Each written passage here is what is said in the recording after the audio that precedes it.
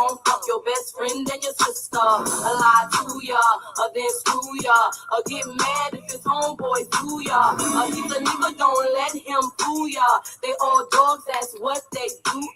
Say you put a stop to the shit they pull and get your own shit, that's what you do. And don't worry about him or his juice, man. You make him sweat dubs on your shit. And you ride by music high as hell too. He's watching you lusting with his bitch too. Smile at him, nod at him, keep lying. You see him later cause they wanna stop by. When he sees you off the chain looking good too, you even got his bitch wanna freak you. Don't trust no nigga, no.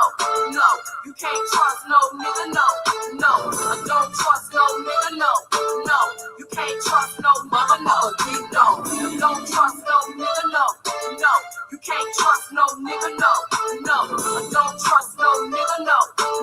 You can't trust no mother, no. Now when he comes, open up, let him freak you. Do all the things, 50 things bitch can't do. From the back to the side, just ride in. Tighten up, grip it down, shit's wild then. Get him up, put him out, nigga, get gone. She's the one cussing, blowing up the cell phone. I'm over you, yeah, you had to learn the hard way. I give a fuck out what you might have to say. Consciouztv, I'm a queen in the end, though. You see where you're gonna be in the end, bro. Knowing nothing with nothing stuck in the hood. While I'm straight, looking lovely, living real good. So trust no nigga, fuck a nigga, get your own shit. To let him know that he's fucking with a raw bitch. With a head on the shoulder, knows how it goes. And when it's time to let a motherfucker get gone. Don't trust no nigga, no. You can't trust no nigga, no. Don't trust no nigga, no. You can't trust no nigga, no. Get gone. Don't trust no nigga, no. You can't trust no nigga, no. Don't trust no nigga, no. You can't trust no nigga, no. Don't trust a nigga, dumb bitch. That fuck ass nigga ain't shit. You put your trust in a nigga, dumb bitch. That fuck ass nigga ain't shit. You put your trust in a nigga, dumb bitch. That fuck ass nigga ain't shit. You put your trust in a nigga, dumb bitch. That fuck ass nigga ain't shit. Oh, you forgave him, ho? Them silly ho. That nigga don't mean you no good. Oh, you forgave him, ho? Them silly ho. That nigga don't mean you no good. Oh, you forgave him, ho? Oh, silly ho. That nigga don't mean you no good. Oh, you forgave him, ho? Them silly ho. That nigga don't mean you no good. No nigga, don't trust no nigga, no trust no nigga, can't trust no nigga, no trust no nigga, don't trust no nigga, no trust no nigga, can't trust no mother, no trust no. Don't trust no nigga, no trust no nigga, can't trust no nigga, no trust no nigga, don't trust no nigga, no trust no nigga, can't trust no mother, no. Don't trust no nigga, no. You can't trust no nigga, no. Don't trust no nigga, no. You can't trust no mother, no. Don't trust no nigga, no. You can't trust no nigga, no. Don't trust no nigga, no. You can't trust no mother, no.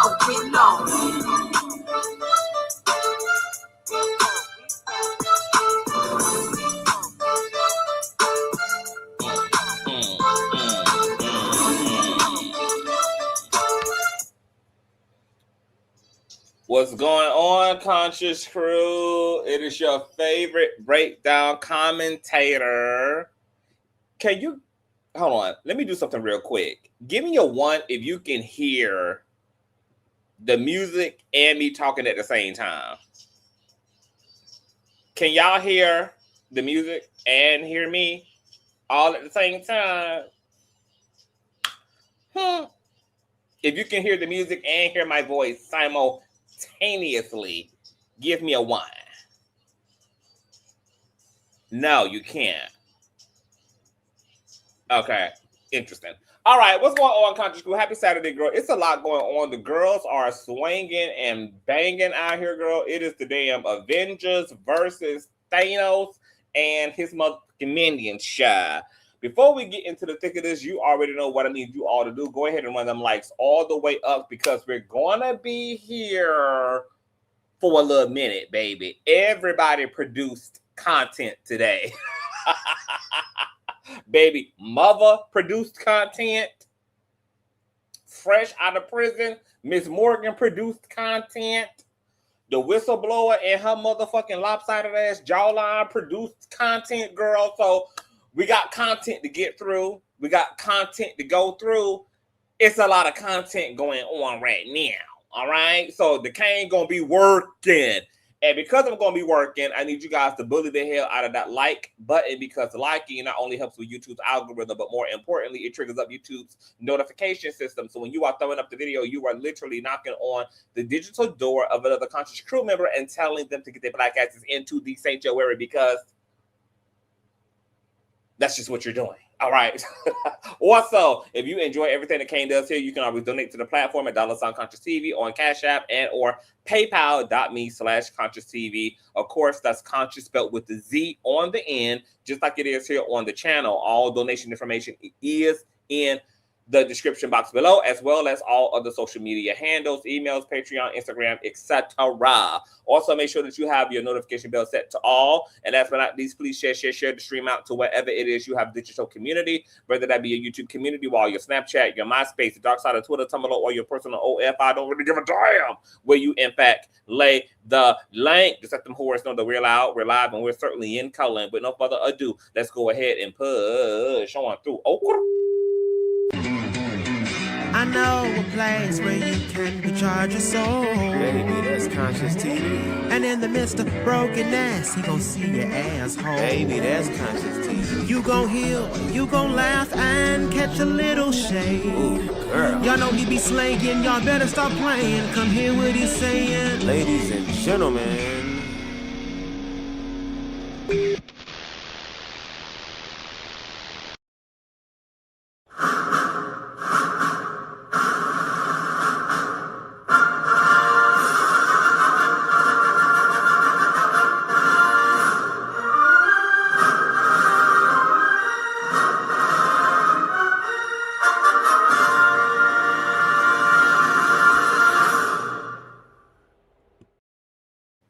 All right, what's going on, Conscious Crew? We're going to get straight into it because we got a lot to power through. I don't know whether I'm going to be able to drop the link. I'm going to try to, just depending on how long it takes us to power through everything. I'm going to go ahead and give part of my commentary in the beginning of this live stream, because I don't know how many of y'all will still be standing maybe when the dust settles by the time we're done, scourging through everybody's response to each other on this God-given day. All right. Also, I feel like it was something else I'm supposed to announce. Oh, this is probably going to be a no-holds-bar commentary from me. If you particularly are a fan of the jawline blower, then this might not be the live stream for you. If you are a particular fan of Dominique Morgan, this also may not be the live stream for you, because I'm really just going to have to give really my authentic perspective without any of the fluff and without all of the politicking, etc. I have a lot to say. I'm very open to having a different train of thought as more information is provided to me around certain things, and we're going to get into what those particular and certain things are. And my commentary really is more so compelled by what's in the best interest of the people and what's in the best interest of vulnerable communities, not so much as making Dominique Morgan feel like that girl. That's not what my agenda is. I have no added investment or don't benefit at all from fluffing up her ego, because I feel like her ego is already taking up too much space in a conversation where she should be centering objective information regarding her imprisonment and her indictment and her charges and what that means about whether she should be considered an endangerment to the community or not. But we'll get there. So before we get there, let's start here.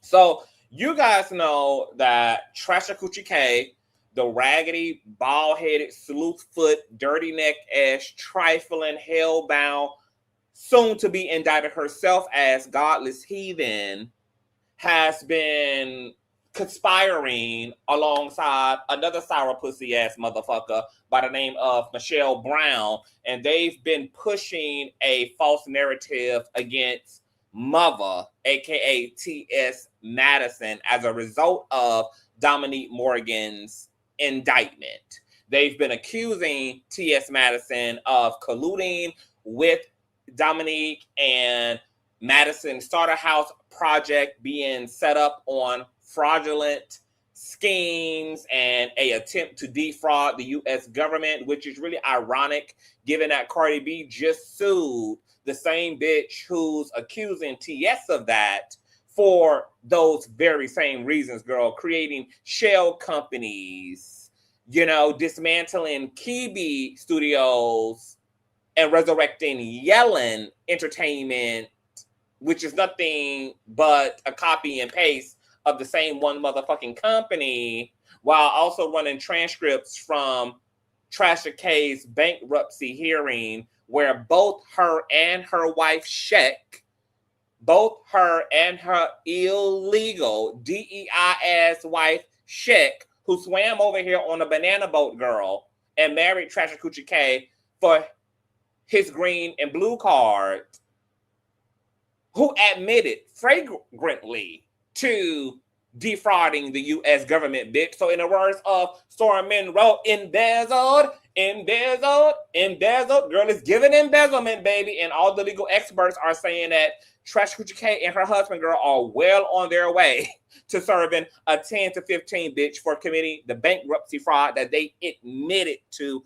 committing. So it is the irony of the people who are trying to authorize this confusion against T.S. Madison, putting unfounded and already debunked allegations and slander on her, which a simple Google, could refresh anybody's frontal temporal lobe if they needed any information or intel or insight into what T.S. Madison Starter House Project has in relationship to the U.S. government, which is absolutely nothing. For the 50 millionth, 11th time, T.S. Madison Starter House is not government funded. It is supported directly by T.S. Madison herself and community donations. T.S. Madison still pays the motherfucking light bill, utility, electric over there, girl. Okay?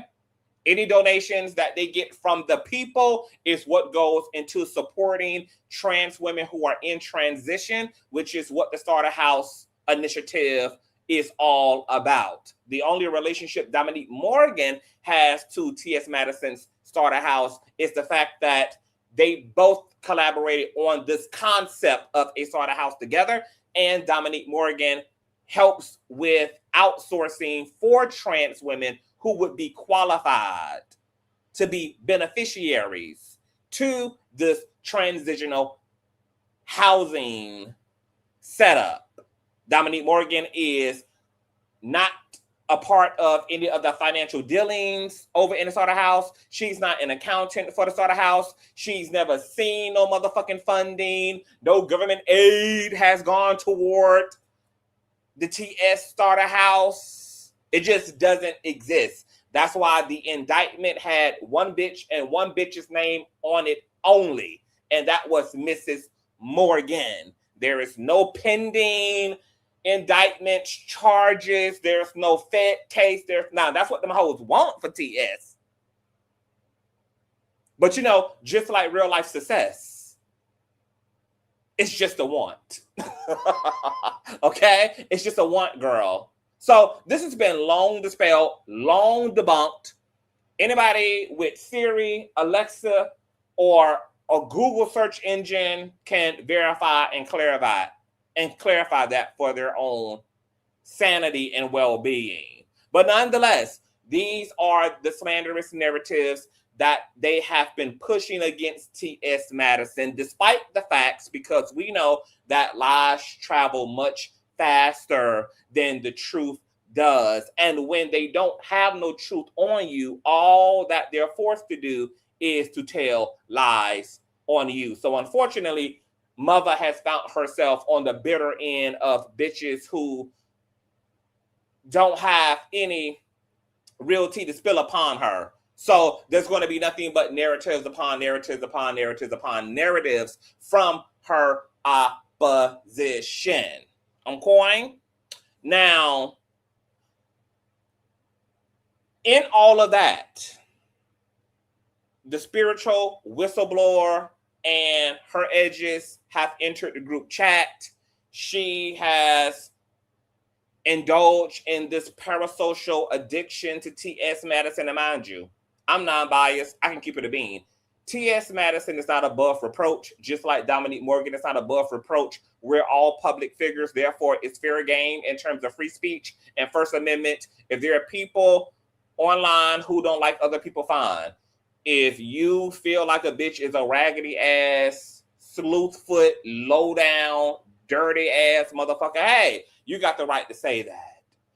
You might want to stay away from the slanderous parts of that, but certainly, you know, you're within your right to not like a motherfucker and to be very vocal about why you don't like a motherfucker and what you don't like about that motherfucker. Okay? But the spiritual whistleblower has not just not liked TS. She's just all out put words in T.S. Madison's mouth to justify her own transphobia, which she just really refuses to call just that. Okay? But it's very clear that that's what's in the underbelly of the dildo that's up the whistleblower's flat ass. Okay? Now, amidst the whistleblower indulging in her parasocial relationship because T.S. Madison had the nerve to sit down with Nene Leakes and have a discussion about men and orientation and gender and all of this, and T.S. Madison was attempting to straighten some things out for Nene Leakes, who could not understand why a man who would be attracted to T.S. would not be considered gay. This blew the frontal temporal lobe of the spiritual whistleblower completely apart, girl. You know, now she's suffering from onset dementia, just like Wendy Williams, and more than likely we'll see her ass in a conservatorship fighting the windmilling for her goddamn rights as well. Okay? So, in all of that, T.S. Madison and the spiritual whistleblower going back and forth, the DL Whisperer decides to indulge in his parasocial obsession with T.S. by using T.S. and the spiritual whistleblower's online banter to justify his clout chasing off of the TS. And that gave rise to all of his lunacy, all of his psychoticness, all of his obsession, which has now resulted in his ass being sat down for 40 days and 40 long motherfucking nights, baby, in the LGBT wing of the Georgia Detention Center, where he's down there playing some tall ass power bottom role to some big dick trans woman. Wouldn't that be the irony, y'all? That the DL Whisper girl spent a year running down on T.S. Madison and Dominique Morgan and, you know, all of the girls, only to end up in the LGBT wing of the county jail, girl, bending it over and throwing that ass in a circle and riding a very big dick bitch's dick all night long, all night. Okay? I'm sure that those will be the tales that he will only be telling to himself. Now, the spiritual whistleblower and her cohorts unwind with Cardi B's money, etc., girl. Now they all call themselves having a personal plight against T.S. Madison because T.S. Madison allowed the DL Whisperer's actions to sit his ass the fuck down. Because let's be very fucking clear. It is the DL Whisperer's actions that got his ass locked up on a felony charge of stalking. More than likely, those charges will also be elevated and upgraded to hate crime, harassment, doxing, and all the other illegalities that he participated in and made T.S. Madison a receiving victim of, okay? Now, for whatever reason, his dizzy, manic ass, lopsided supporters alongside Jawline, Whistleblower, do not understand that. If they go and look at his criminal arrest record, they will see that he's not locked up on exposing down low men. He's not locked up for protecting Black women. He's locked up for being a lunatic and pulling up to a woman's house uninvited, unsolicited, with the intent to intimidate, harass, and then proceeded afterwards to publicly talk about his plans on invading her home, harming her mother, harming the people around her, injuring her property, etc. And now his Black ass is locked up and they refuse to let him out. And while we're talking about him being locked up, let's also be clear about why he's being locked up. He's not remaining locked up until trial because his constitutional rights are being violated. Oh, no. He's not being held without bond with no trial date set upon thee because, you know, his personal rights as a U.S. citizen are being violated. Oh, no. See, the part that the DL Whisperer wants to leave out of the plot because it's easier to weaponize these spineless, brainless, intellectually dishonest ass godless heathens.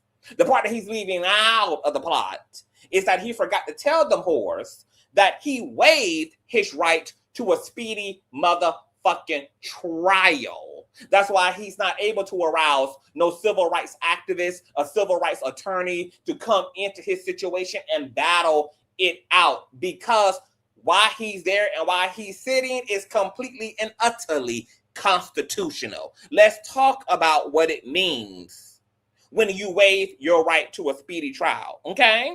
Waiving your right to a speedy trial means giving up the strict legal deadlines that require the prosecution to try your case within a specific time frame. Instead of forcing a trial quickly, usually within 30 to 90 days, you and your defense attorney instead agree to give the court and the prosecutors more time. People usually waive this right for specific reasons. One of those specific reasons is more time to prepare. Defense attorneys need time to investigate, interview witnesses, hire experts, and review evidence against you. Second reason, negotiating a plea deal, which many have been put on the table for the Whisperer, and by his own admission, he has refused said plea deals. It allows time to work out a favorable plea agreement with the prosecutor.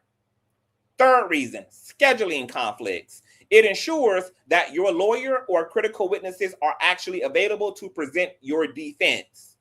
If you are released on bail, taking more time often doesn't harm your situation. However, if you are being held in jail, waiving this right means that you will remain in custody longer while the case builds upon itself. He's not a fucking victim of a racist ass criminal justice system that is disregarding his constitutional motherfucking rights as a private fucking citizen. He obtusely waived his right to a speedy trial because the dizzy, bony body bitch has some delusion in his mind that convinces him that he actually could win his case against TS despite the mounting evidence she has in her defense. Mind you, evidence that has not been photoshopped, evidence that has not been created by ChatGPT, but evidence that is still presently available on his YouTube channel, on his Facebook page, all up and down his Twitter, dating all the way back to June and July of 2025. Not to mind you that this particular felony gang stalking charge is not happening within a vacuum and only tailored toward T.S. Madison, which I could see if people would argue, oh, that's a one-off situation. Unfortunately, it's not, because there are two other motherfuckers who also have been granted TPOs against the DL Whisperer. One of those people would be Dominique Morgan herself, who had her TPO granted against the Whisperer simultaneous to T.S. Madison having her TPO granted. The second person would be another content creator by the name of Daily Dose of D, whose content you probably have seen in and out your algorithm as it relates to all of these motherfucking shenanigans, who was actually granted a lifelong restraining order from the DL Whisperer. The DL Whisperer corroborates all of that in some of his own leaked jail calls when he says that he's received more paperwork, more charges outside of mother and from other people since being incarcerated. Now, in any intelligent person's mind, in any grounded, sane person's mind, what that would typically conclude in is the establishing of a pattern of behavior. I'm going to say that one more time. In the brain of the non-criminally sane, that would conclude as a pattern of behavior. So now, as a viewer, as a spectator of said situation, you have to now do the intelligent work, right? And ask yourself, well, what does this mean and say about the DL Whisperer, even for us TERFs and transphobic bitches who want to believe that T.S. Madison sat the DL Whisperer down because he was quote unquote exposing some formidable truth.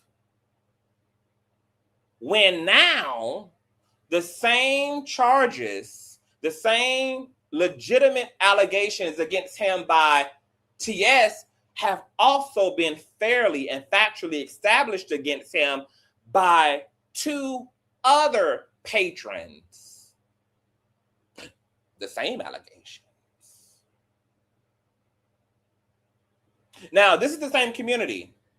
When it comes to people having paperwork established and winning court cases and winning TPOs and restraining orders, etc., who always say, well, the courts don't grant this type of stuff without any what class? Evidence. My God, today. So then when you put it all together and you think about it all intelligently, you realize that there's no way to actually defend the DL Whisperer.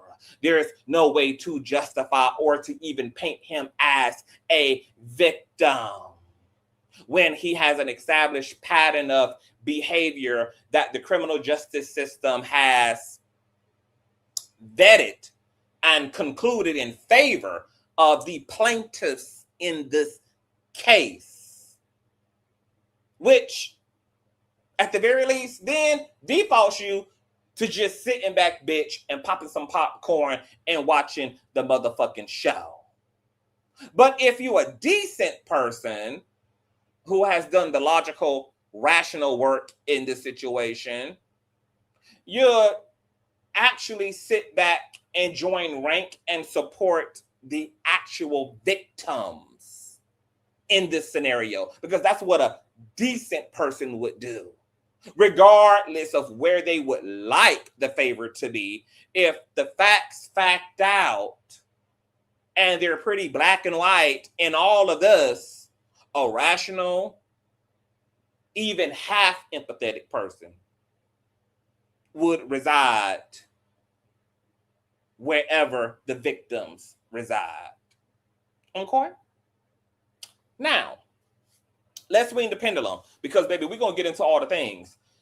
I was listening to a little bit of the Spiritual Whistleblower's conversation,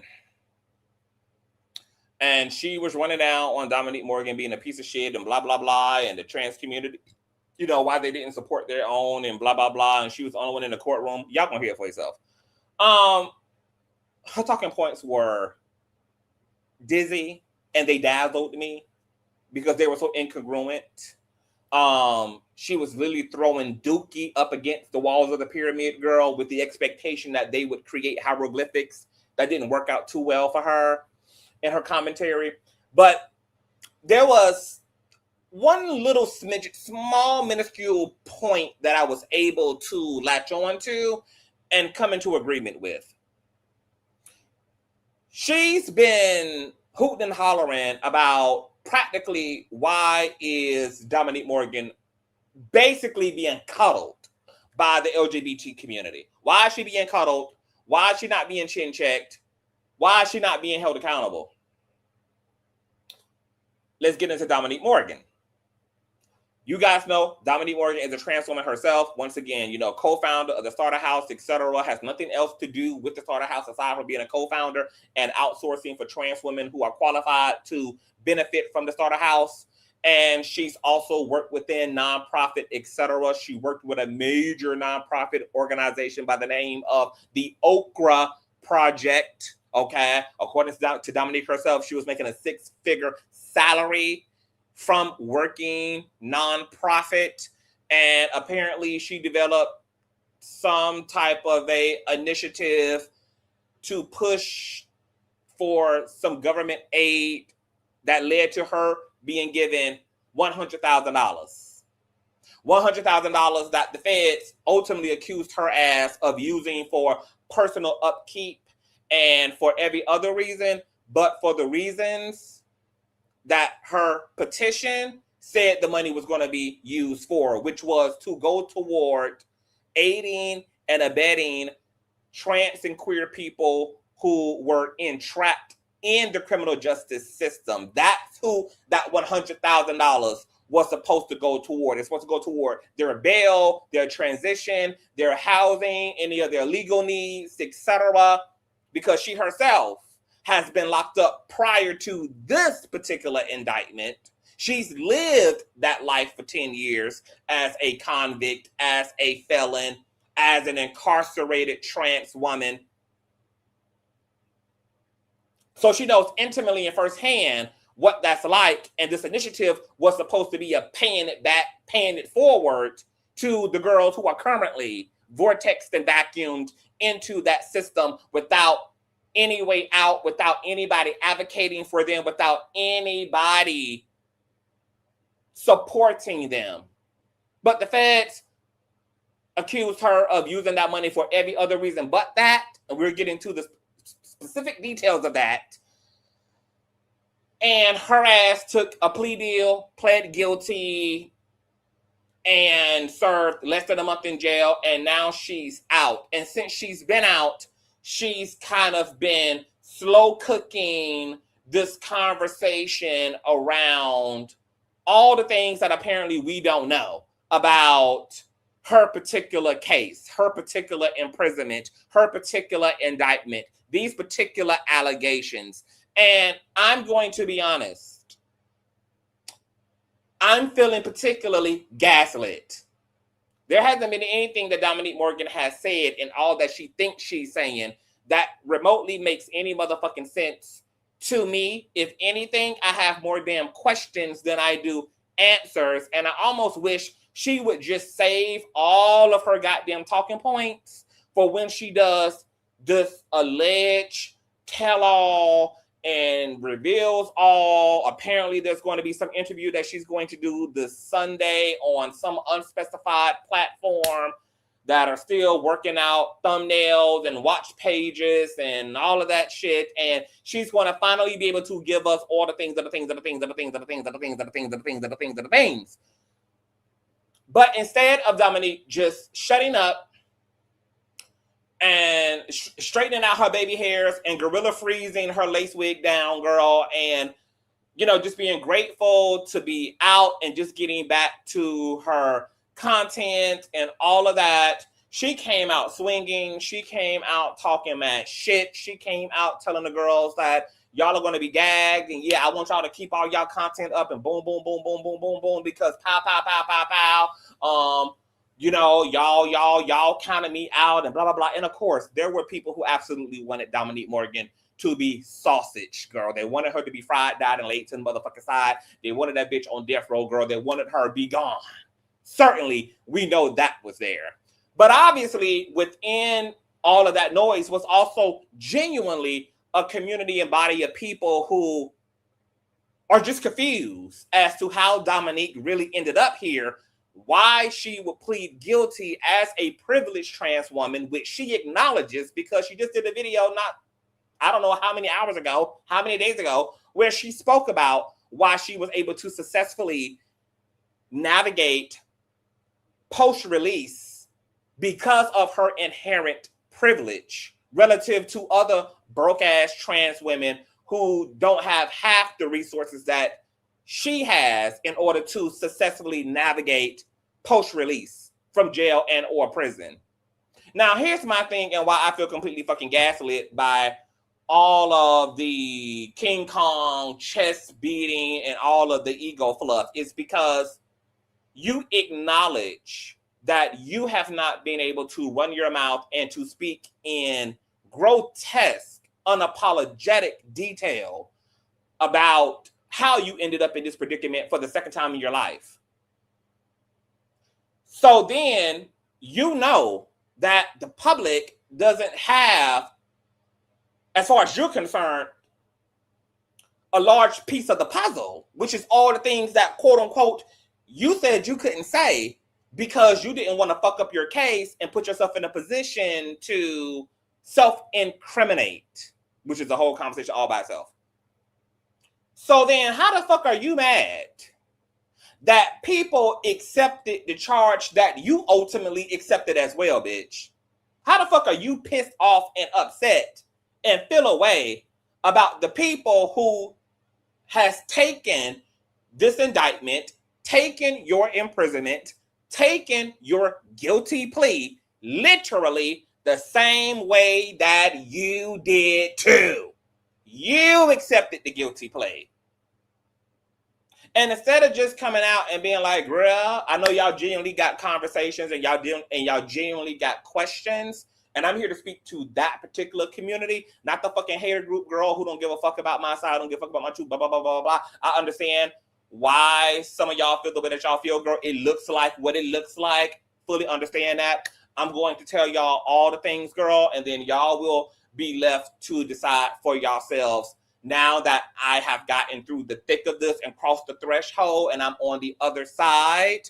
And I hope that you guys can have some grace and can have some profile understanding, girl, and we can just tuck this away and move on accordingly. But instead, she's acting as if the public has done something to her. And she's the one who pled fucking guilty. She's acting as if people had anything to work with aside from what the fuck she decided to make a reality by pleading guilty, which is that bitch, you're guilty accordingly. And I've already told you guys how high the bar I have for her is completely set, girl. It is through the motherfucking roof. Because I can already see from the conversations that she's been tiptoeing through around her indictment and her charge that there's going to be some deflecting. There's going to be some finger pointing. There's going to be some, this person did this, and this. And we're going to hear a lot about a lot of other people, aside from the way that Dominique herself directly contributed to her circumstance, which is not going to work for me. Just going to be quite honest. I'm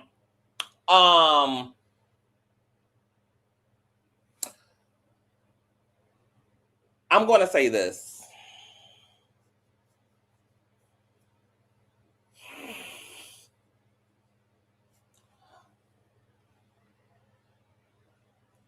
I want the trans community and the LGBT community to really think this through.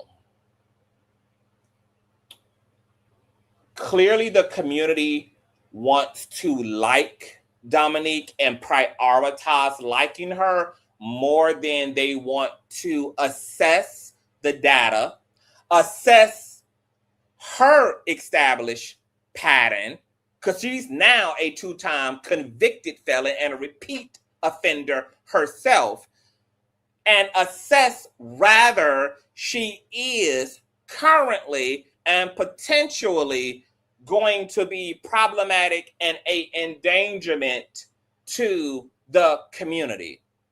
But because we're so parasocial as a people, on top of prioritizing personal relationships and proximity, what's turning me off to the way that Dominique is being centered is that it seems that it's more important to uphold liking her and not evaluating the potential danger level and where Dominique should and should not be and what the consequences of that should look like for someone who pled guilty to directly taking advantage, pandering, and ultimately abandoning the very community that she's supposed to be an ally to.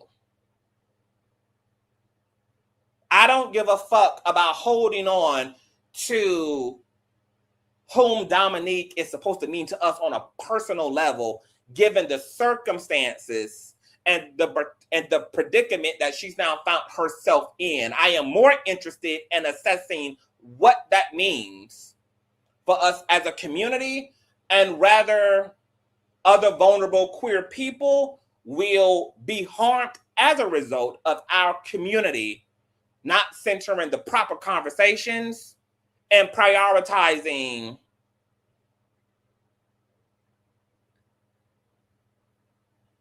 and envisioning and putting intention into how we protect and create proper infrastructure to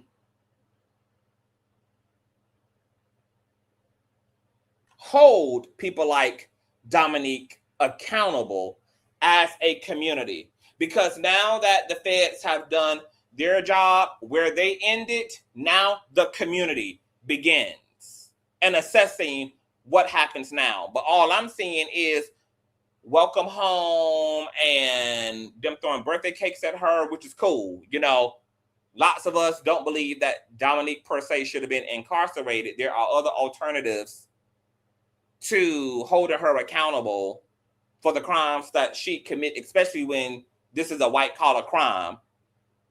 She didn't commit a violent offense. It is a financial and white collar crime. And the consequence of that could have been restitution. The consequence of that could have been reimbursing the very people that she abandoned in this fake performative initiative that she created. Community service. It can look like a whole bunch of shit.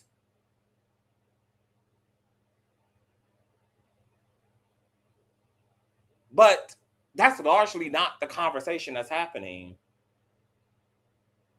And I know that there, like, amidst all of this, there is a war that's taking place, right?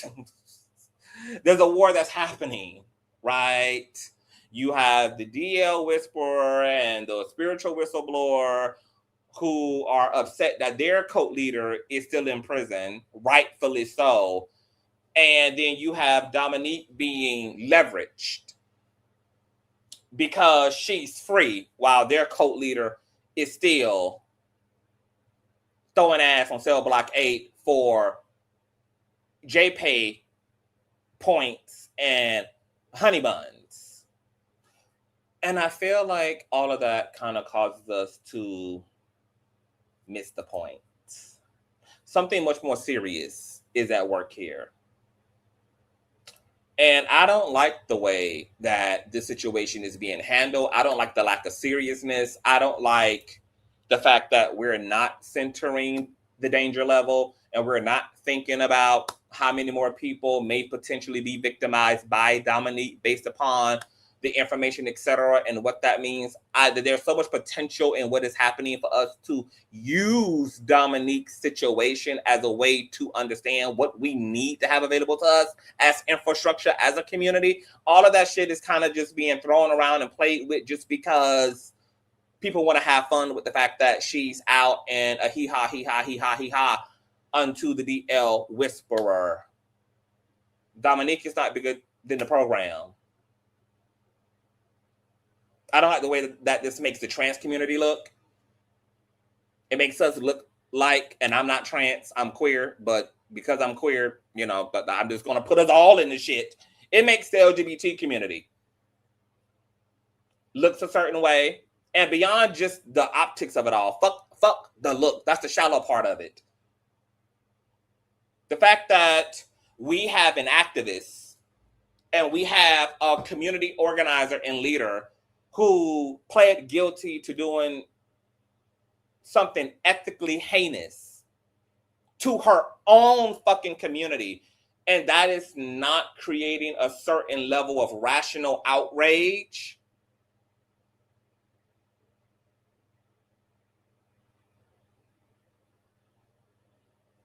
I mean, that's really fucking wild.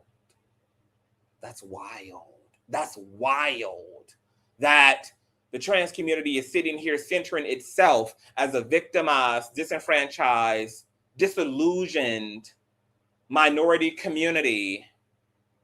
And yet here in the Dominique storyline arc is a massive opportunity to actually deal with the complexity of being a multi-minority with multiple intersections as a minority person at the hem of being taken advantage of by one of their own. And that don't really seem to mean a lot. So we're only concerned about outsiders harming the community, and we're only willing to be outraged and do think motherfucking pieces and do 50-me-11 TikToks and Instagrams when it comes to cis folk and hetero folk being on the fucking necks of LGBT folk. And we have someone who literally targeted intentionally and abandoned intentionally the most vulnerable amongst the LGBT community, which is those trapped within a racist, white supremacist ass criminal justice fucking system. And there's no nothing about that. There's just no nothing. It's just, girl, welcome home. And then to add insult to injury, girl, Dominique out here narcissistically abusing anybody that questioned the sincerity of her activism as a result of what she pled guilty to doing. It's just too much narcissistic abuse and gaslighting that's going on in this shit for me. For me. Because I'm a believer that heavy is the head that wears the motherfucking crown. If Dominique Morgan was just a regular smuggler ass chick working her regular smuggler, underpaying 9 to 5 girl, that's one thing. But this is a person who has amassed social equity as a result of being a successful public figure who has done great work within and outside of the fucking community, who has also amassed great wealth. She's the one bragging about all the Louis Vuitton and Gucci and all the titties that she done put on the chest of trans women that she got proxy to. She's the one that has showed receipts of her spending Bitcoin, bragging about a 6-figure salary. and her Mercedes Benz and her high luxury living and all the things that are things that are things that are things that are things that are things that are things. So this is a woman with a crown who has pledged a ethical obligation to the LGBT community, particularly the Black LGBT community,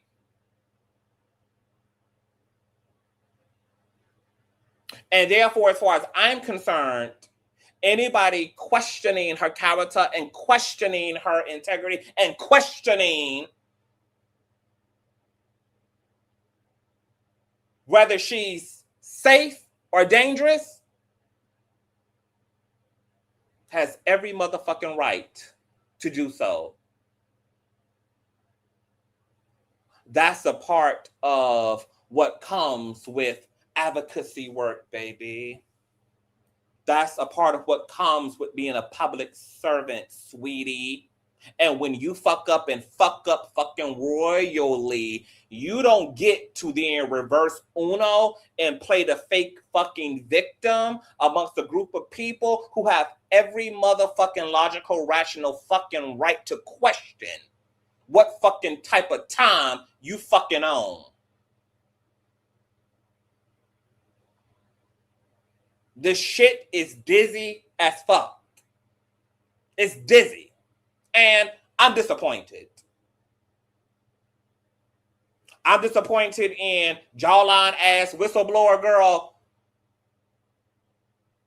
standing behind and resurrecting a raggedy ass spaghetti body bitch like the DL Whisperer.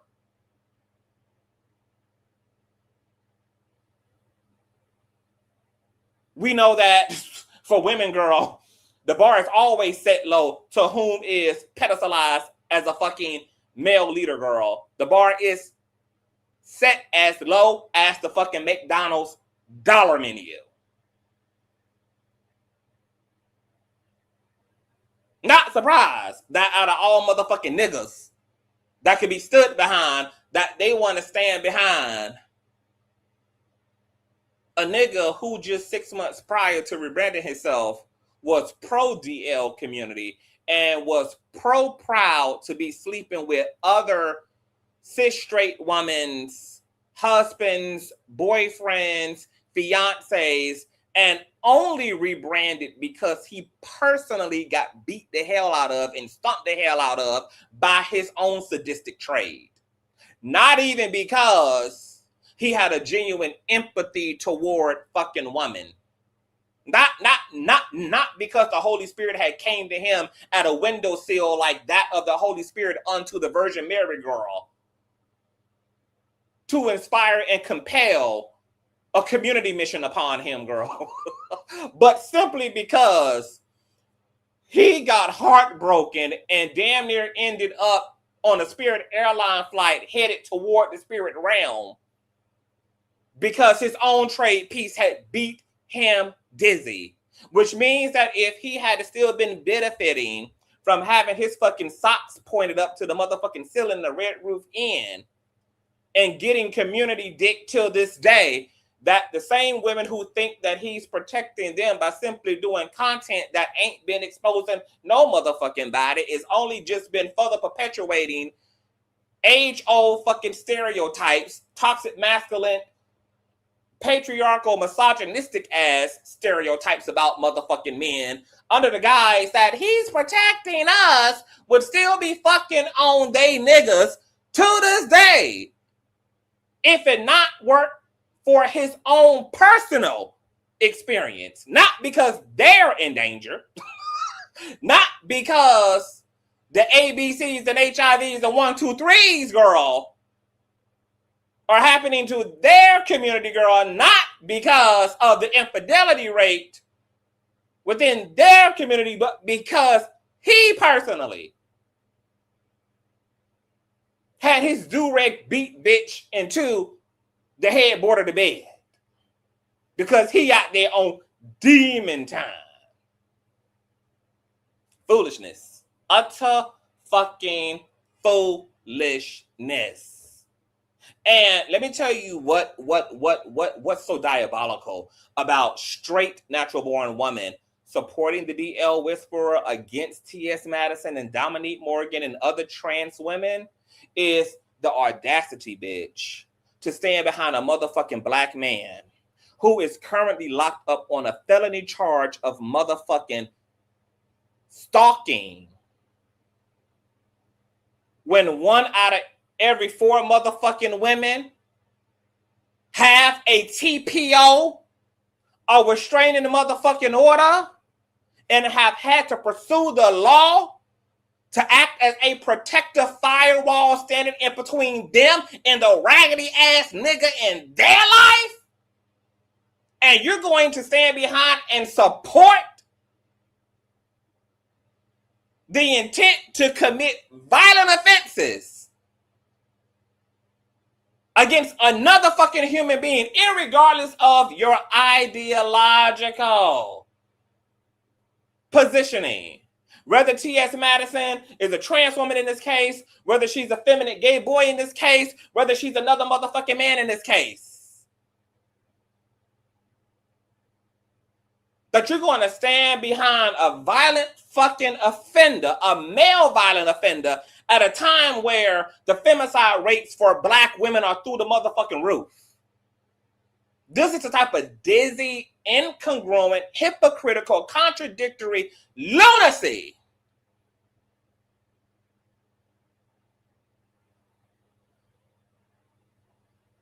of the Whisperer's stupid, gutter-sniped ass following. You know how many motherfucking black women are in the motherfucking graves right now, bitch, with a tombstone on top of their motherfucking head because of a nigga who decided that he rather lay her motherfucking ass down rather than go through with the divorce? From a nigga who rather put a bullet through a woman's motherfucking head rather than to endure being broken up with?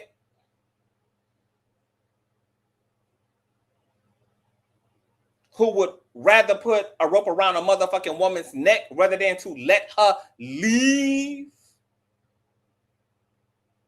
of her own motherfucking free will because she tired? And then the same fucking community of women who is having a femicide issue, who are being murdered, meleeed, and laid down every motherfucking day because of a raggedy ass, irregular ass nigga who cannot regulate his emotional body properly, is going to stand behind another male violent offender against another feminine being. Make it make motherfucking sense. Make it make sense. Like, this whole shit, the way that Dominique is being pedestalized by her own community, the way that straight natural born women are standing behind the DL girl, like, the dizziness is so out of control, bitch, on all sides, that girl, just go ahead and close down shop Earth. I don't know why God just won't go ahead and send the goddamn Astro girl. Like, we are cooked. We really are cooked.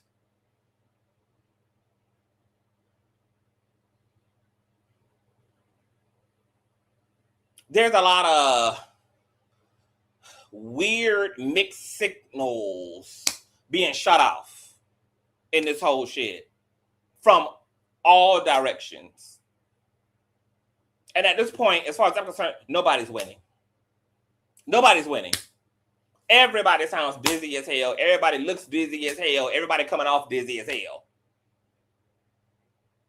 Dominique should be shutting the fuck up totally, entirely, and just waiting for her tell-all, and then making sure that she stays away from gaslighting the motherfucking public, who has every reason, particularly her community members, having every motherfucking reason, bitch, to hold her feet to the fucking fire.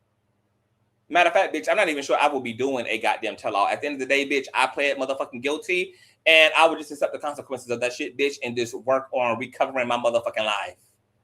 Whatever the trans LGBT community decides to do with my motherfucking ass will be based upon that. But if I was going to speak to that, I definitely would not be going about that the way that she's terribly, horribly going on in the way that she is about that. But the reason why she's going on the way that she is because she's being supported by a dizzy ass fucking community who's making her feel real good about herself rather than actually keeping the whole of the community intact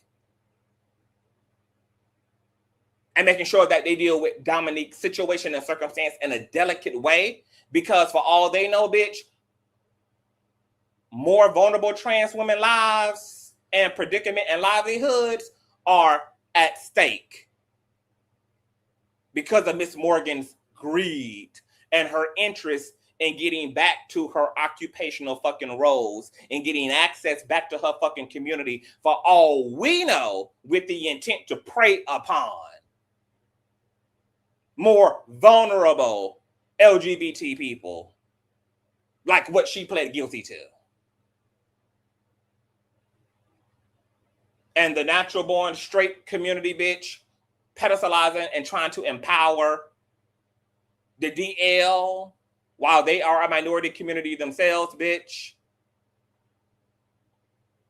Dealing in the femicide of it all too, bitch.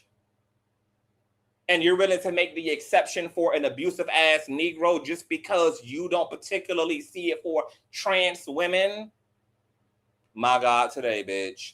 My God, today. As Iyanla says, girl, find me a motherfucking bush, bitch, so I can go and weep for you all, bitch. Find me a bush, girl. In the words of grandmother Iyanla Van Zant, girl, I don't even know if I can help them, girl. Give me a bush, baby, so I can go and weep for them. In the words of Christ, girl, for they clearly know not what they do. Now, let's get into the content. We're going to start with this Buzz Lightyear in the face ass heathen, the spiritual whistleblower, girl. This is from her TikTok, and this is what Dominique ended up responding to and what TS ended up responding to as well. Let me refresh this. You guys run the likes all the way up, girl. The king is motherfucking working.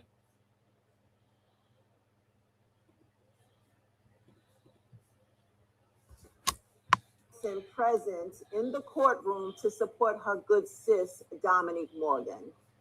Let's have a discussion about that, shall we? Because I was, in fact, present in the courtroom. And while people are poking fun, you know, I was there to support the DL Whisperer and support the millions of women who have been abused by men who live double lives, survivors of domestic violence. Okay.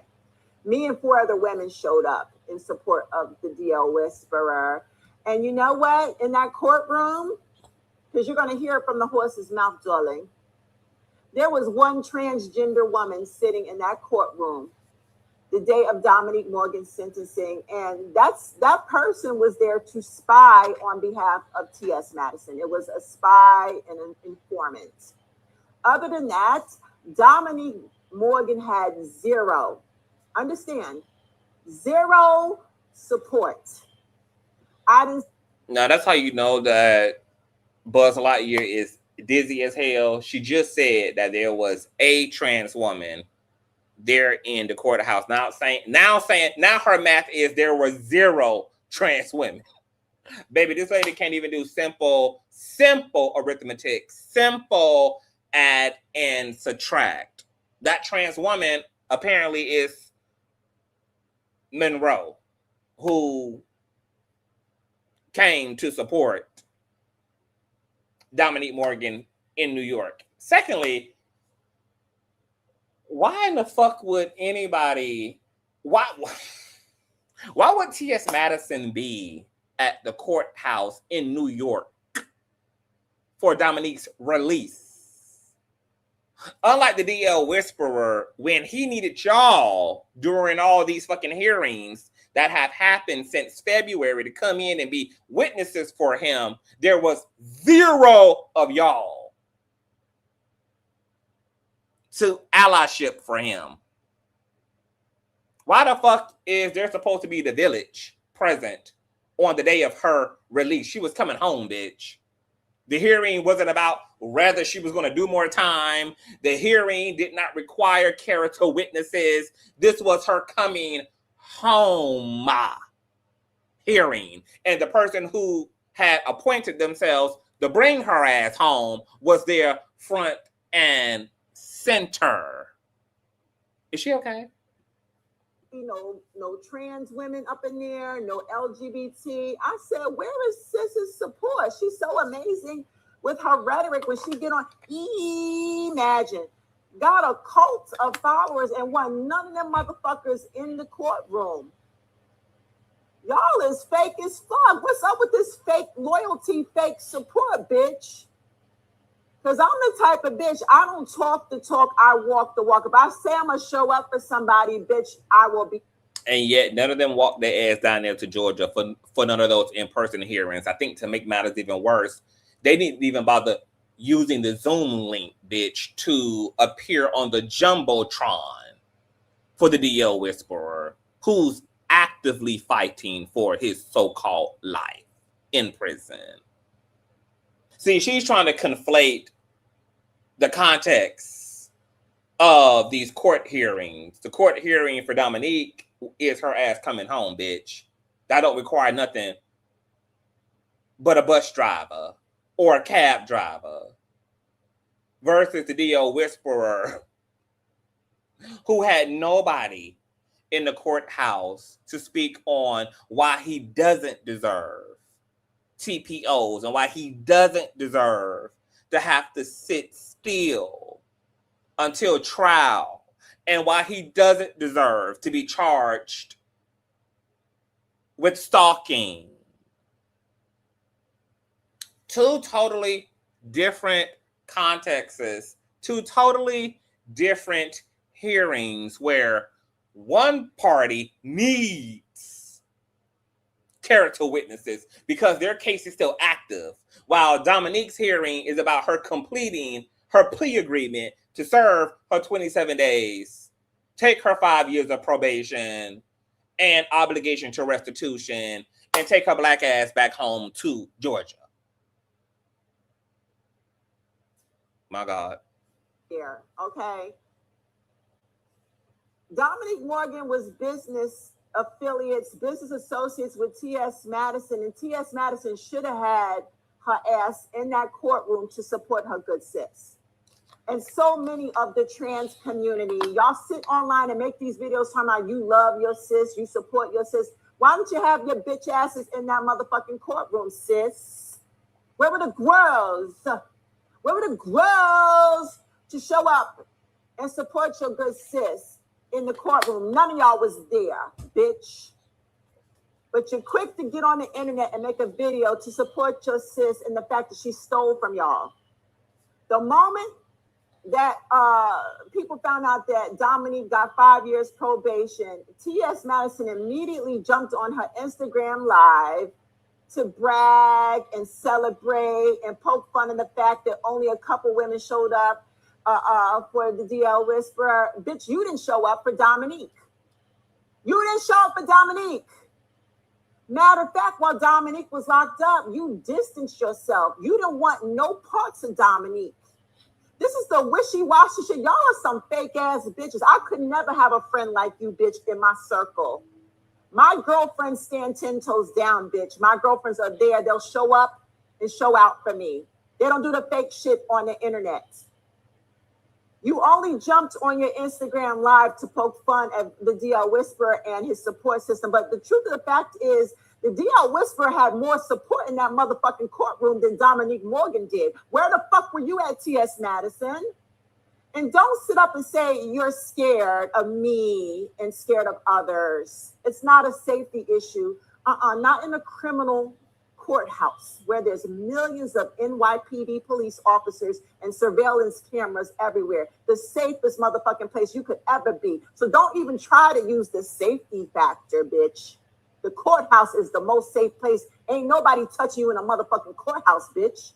Millions of police and surveillance cameras. Where the fuck were you? You were laying in your bed waiting to get the tea on what the verdict would be. But let me tell you another thing, T.S. Madison.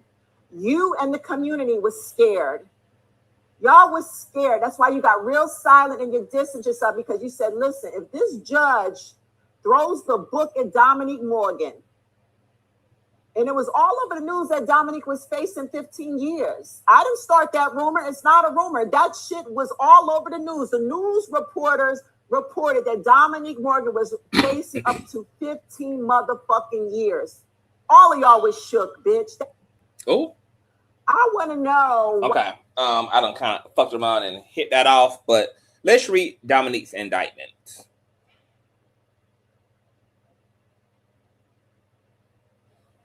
All right.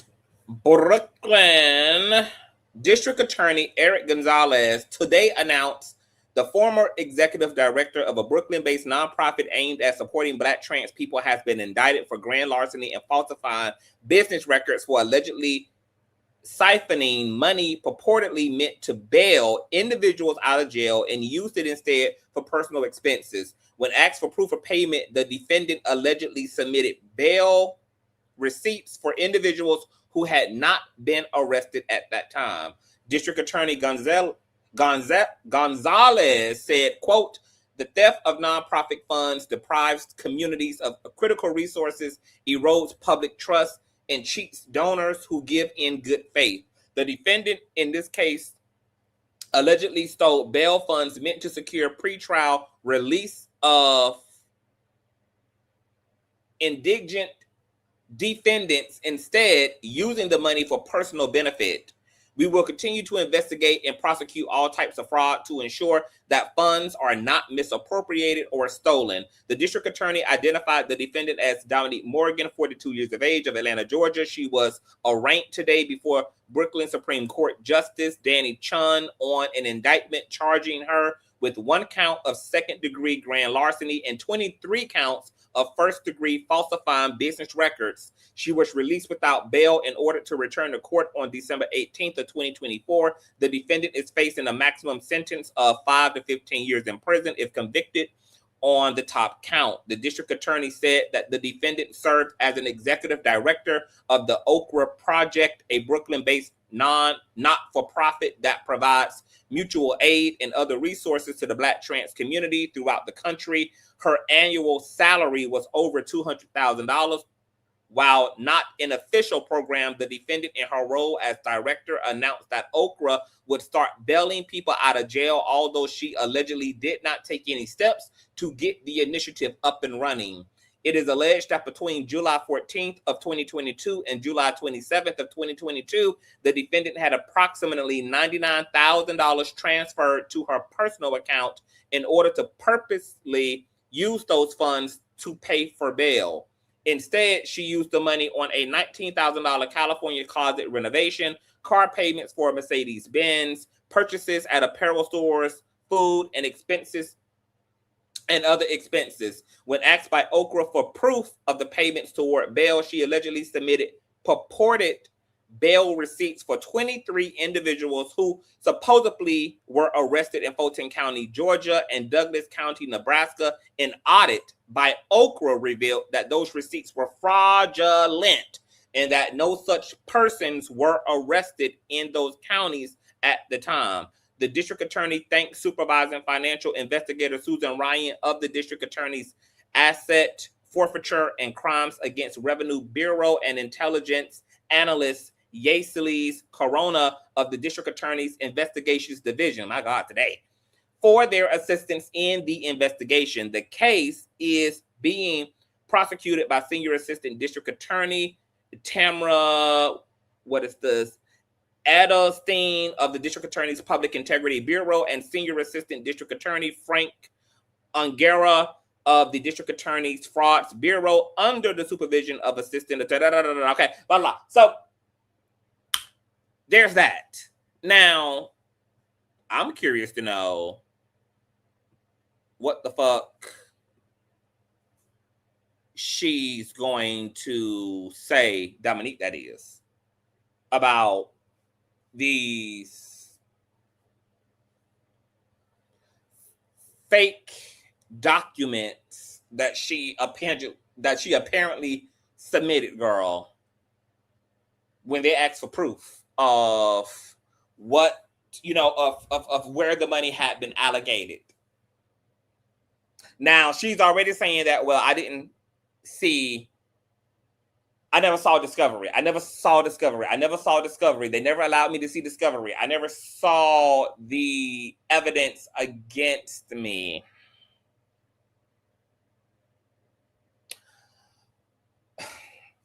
This is, my brain is mush. So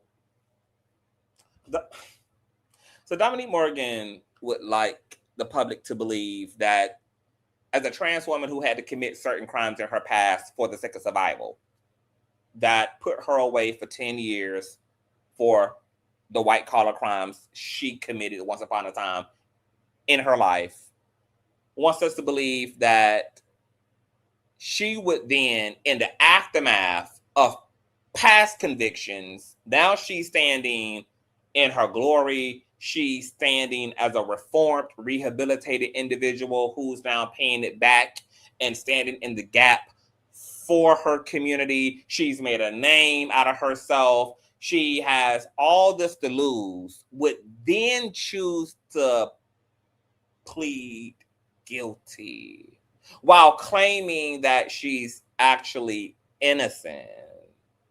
And on top of that, never even saw Discovery, while also being a privileged trans woman who had the financial means to reasonably fight. And let's be all the way clear. Dominique Morgan is a public figure, and she's pretty popular and well known. We all know that Dominique, because her not being given Discovery is a violation of her constitutional rights, if that's even the case. I don't know what's true, because this is just Dominique's word for the Fed's word. And of course, like, the Feds are not about to get out here and get on social media and debunk Dominique fucking Morgan. They did their job. She pled fucking guilty, on to the next one. Dominique is the one that has the advantage of giving us her verbal side of the story without nothing to really verify and clarify that against. It's going to be interesting to see if she has hard-hitting evidence to support what she's actually saying, because there was probably a civil rights attorney that would have represented Dominique for free. Plenty of public figures and celebrity figures and people who have high-profile people who have high-profile cases oftentimes can easily attract some attorney that's willing to work pro bono because they love the clout and the attention and the visibility that it provides to them and their legal services. So they'll oftentimes be quick to jump in, without you having to spend a nickel or a dime on legal representation. If I'm not mistaken, Dominique Morgan said, she damn near had a public... Did she have a public defender? That she damn near had a public defender all the way up to the last minute when it was time to upgrade the attorneys, but by that time it was quote unquote too late. Why? I don't understand why a completely bona fide innocent person would plead guilty and put their legacy and reputation at stake while already being a ex-con. Like, the stakes were too high for her to just give in to allowing her reputation to come under subjection in this way. And then if you know that you're innocent and you have a platform and a visibility that has major equity in it, she could have definitely coangled a quality legal team who, once again, probably would have worked with her on the low or worked with her pro bono altogether just because of who she is. She has said she took the plea deal because she was just tired and she wanted to get it the fuck over with, and her life was moving on, and it was whatever. That is very arrogant of an approach, in my opinion, given the fact that, girl, you're a whole activist. Your whole activism stands off the shoulders of your reputation, as the indictment or as this article reads. allegations and proof even of fraud, etc., corrodes at public trust. It was already bad enough that she had already been an ex-con trying to redeem herself, much like the bling bling bishop who had second, fourth, several different opportunities to do it differently, and is sitting now in Sing Sing out in New York serving a bid because he can't stop being a repeat offender. Because offenders typically repeat again and again and again and again and again.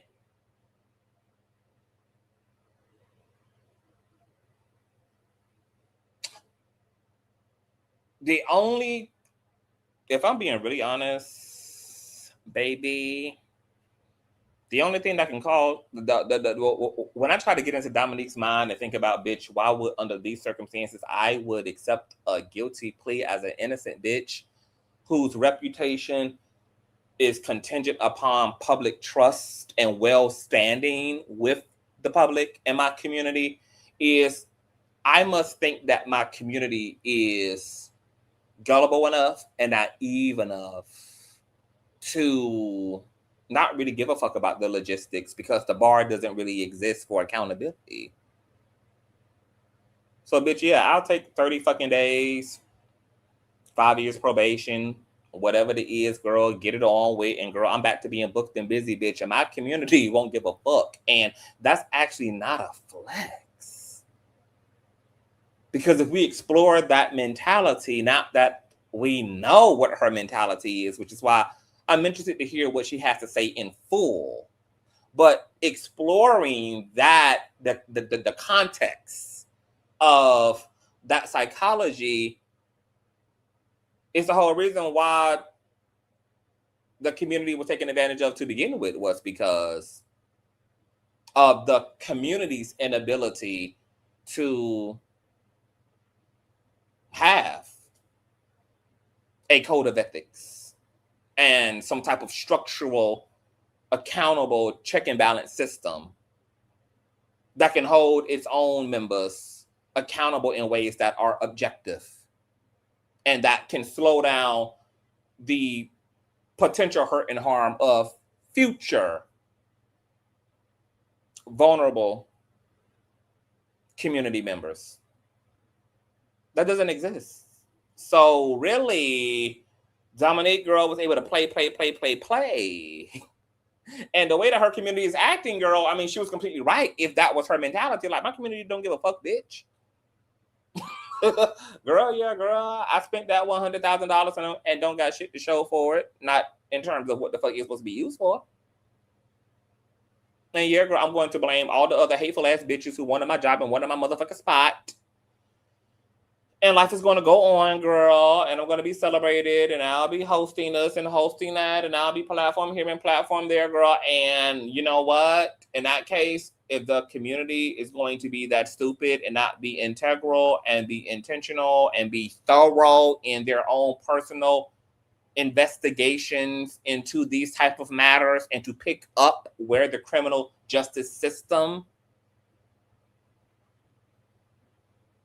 starts and ends, then I can't even be mad at predatory people preying on the fucking community, because bitch, like, you get what you allow. I can't even feel bad for the motherfucking community, who? I can't feel bad. Cause bitch, if you gonna allow a raggedy motherfucker in to do raggedy motherfucking shit, then what the fuck can I say about the raggedy motherfucker then? It's like talking to people who willfully stay in toxic ass relationships, girl. Like, what can you really say, girl, when this is what you allow, honey? So either let that man motherfucking cheat in peace, bitch, or motherfucking leave. But you're really not the victim, girl, when you don't even try to resurrect any type of self-dignity, any type of self-worth that can lead to you reasonably being able to hold the people who violate you accountable. And that's largely what the LGBT community got going on right now, particularly the Black LGBT community, girl. We so have not done the work to carve out abolitionist systems of accountability that all we can do, bitch, is welcome a bitch home. Because what system of paddling and accountability is there to hold anyone accountable to? All we can do, girl, is do what's in the nature of the Black community to do at large, which is to just sweep it under the motherfucking rug because we don't know what else to do with it. And then wonder why issues become systemic. Largely, issues become systemic sometimes because internal corruption, and other times because of just community negligence on barricading the community and resurrecting, girl, objective fucking walls that protect the well-being and the values of a said community. So right now, the doors of the church are motherfucking wide open, bitch. And God forbid any other predatory motherfucker looking at the LGBT community, particularly the Black LGBT community, girl, as a result of seeing how this is all being handled by the community, the lack of handling it, the lack of a thorough investigation, the lack of personally rendezvousing and dealing with this shit around Dominique. Oh, girl, it sends a very interesting message to any other potential future predatory motherfucker, girl, who know, oh, this is where the money reside, bitch. And I'll essentially be able to get away with motherfucking murder, girl. These people won't even bat a motherfucking eye, bitch, when I come in and goop the motherfucking donation pot, girl. When I come in and scoop up, girl, the economy, baby, of the community, girl.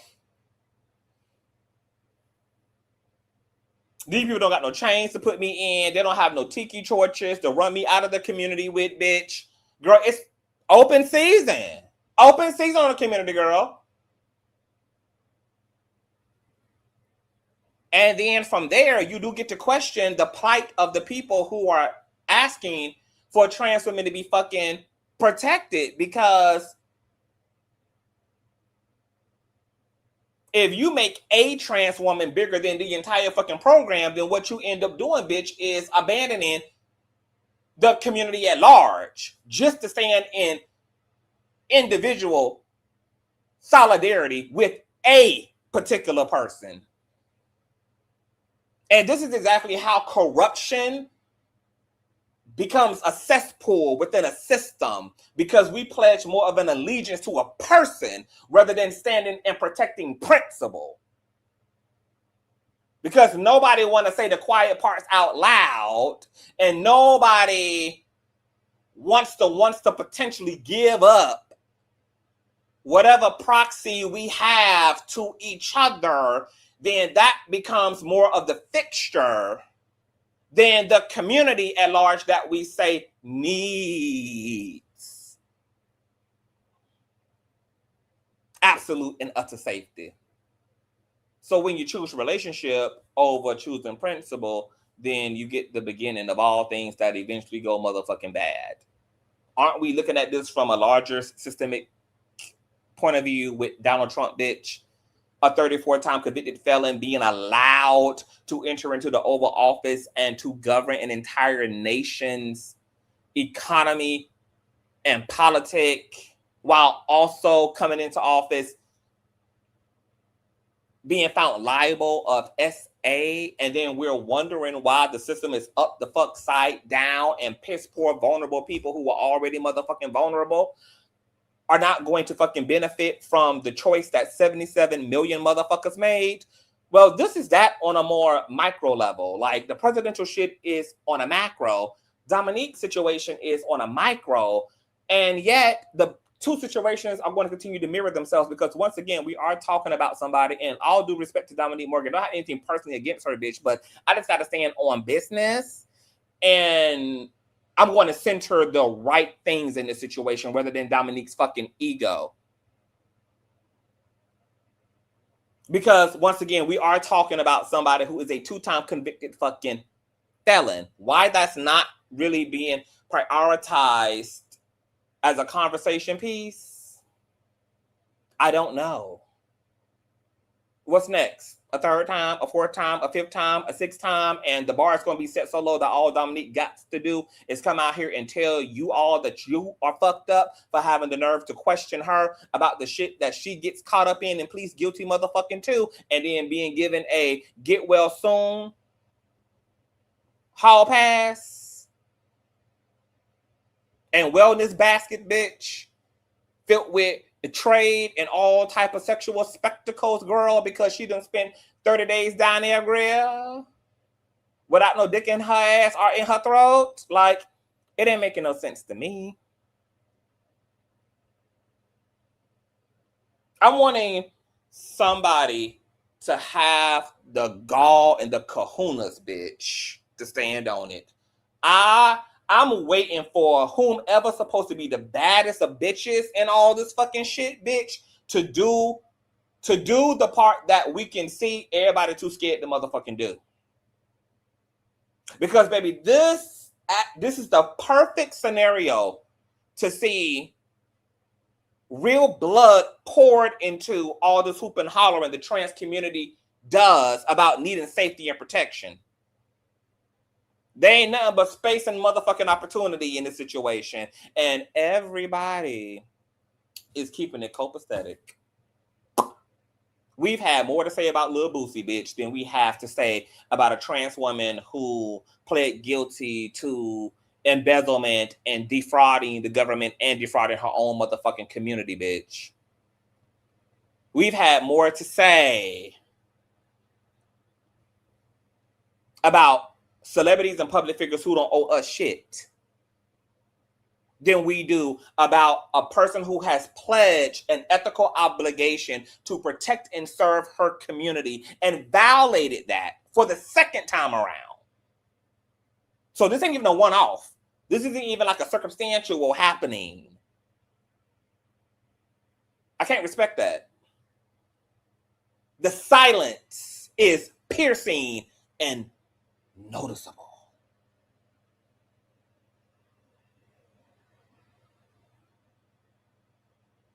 I heard Giselle say in her think piece weeks ago when this indictment first happened that,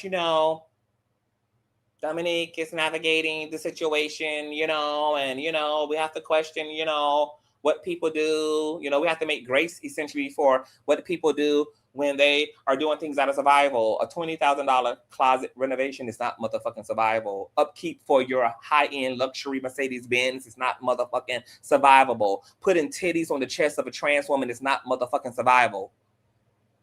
Uber eating and door dashing with government aid is not motherfucking survival.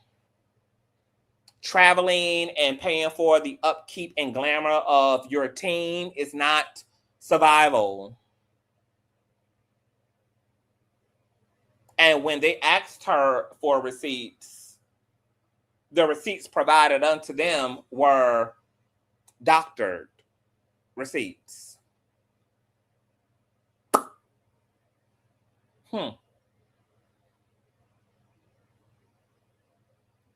What the whole truth is, nothing but the motherfucking truth is, we don't motherfucking know.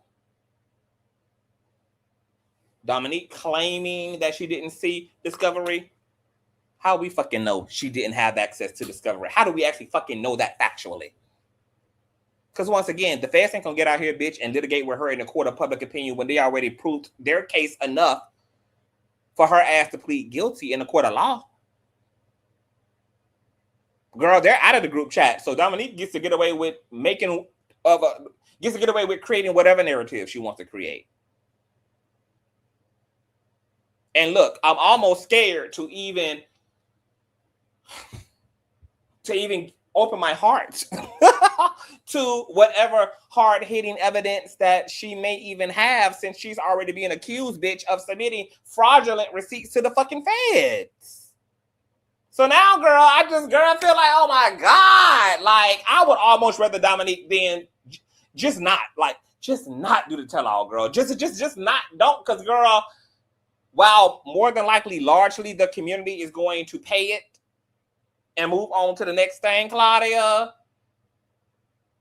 for the people who are critical thinkers and who have real questions, that have sincere concerns.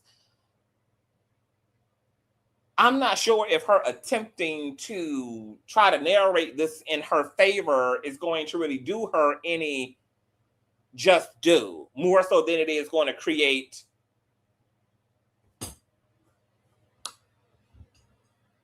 more cause for concern.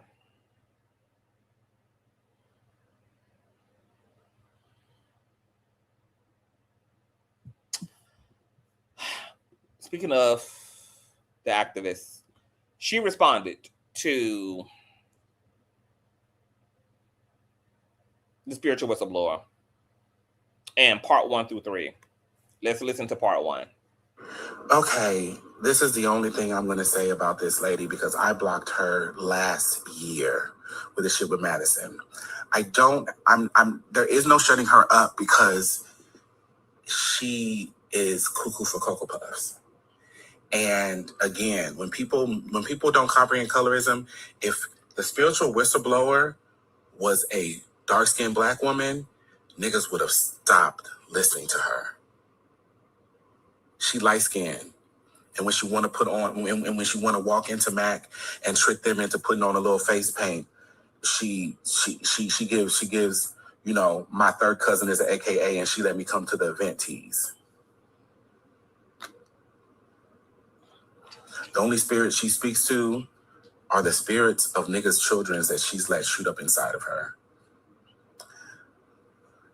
I am blind as fuck. I need to get my LASIK redone. Usually when I'm out, I'm wearing contacts. Y'all know I wear my broke ass glasses around the house. So when I went in, I didn't want to take the glasses and I didn't want to deal with it. I was just like, bitch, if a nigga get close enough for me to see them, that means I'm supposed to swing. So when I went into the courtroom that day, actually, I expected to get in early that morning. Monroe flew in on the 28th, right? So I'm down at Kings County Court. They take me up after lunch because I guess last minute there was a murder trial. So they knew I was going home. Like this was a host. There was never a question about me coming home. The question was, and I'll just say this. So the question was this. The judge made them offer the 30 days. I was offered the 30 days in December of 2025. The indictment came down October of 2024. The first hearing was December of 2024. In that hearing, they offered 6 months in jail. And that's when I knew that this was a fucking game. They wouldn't give me the motherfucking discovery or anything. I'm going to talk more about that later tonight before I do the big interview tomorrow that I'm going to announce once we get the final promo image. Then the next hearing was March of 2025. It was like March 5th. The judge told my attorney, because I was flying into New York for all of this, that I did not need to be there. Not be virtual. I did not have to attend that hearing on the 5th. Yeah, that is interesting that she's saying that the judge made them offer her a plea. Judges typically are not involved in plea deals. That is literally the DA, that's attorneys, that's the prosecutors, all that. Now, she does say that the DA and all that was kind of like playing around and taking so long and da-da-da-da-da. And I guess the judge might have been like, okay, girl, y'all gotta either put belt to ass or let it go. So that's viable for sure. March.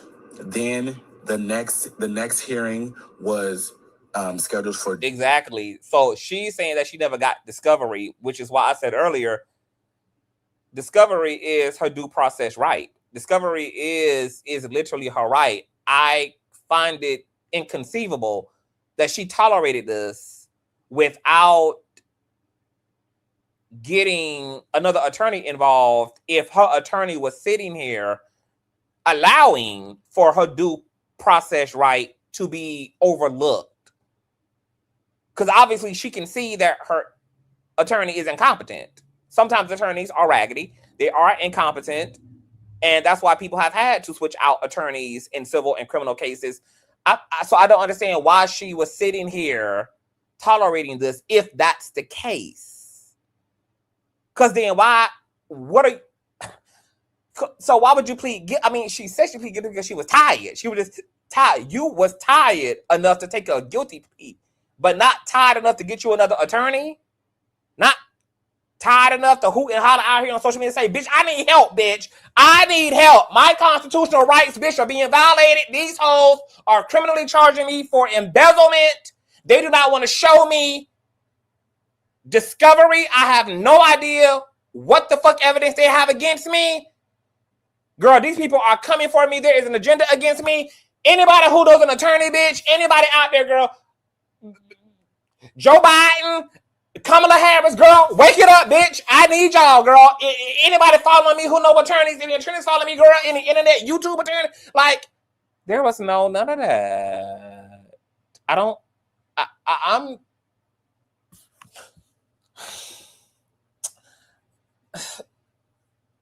look,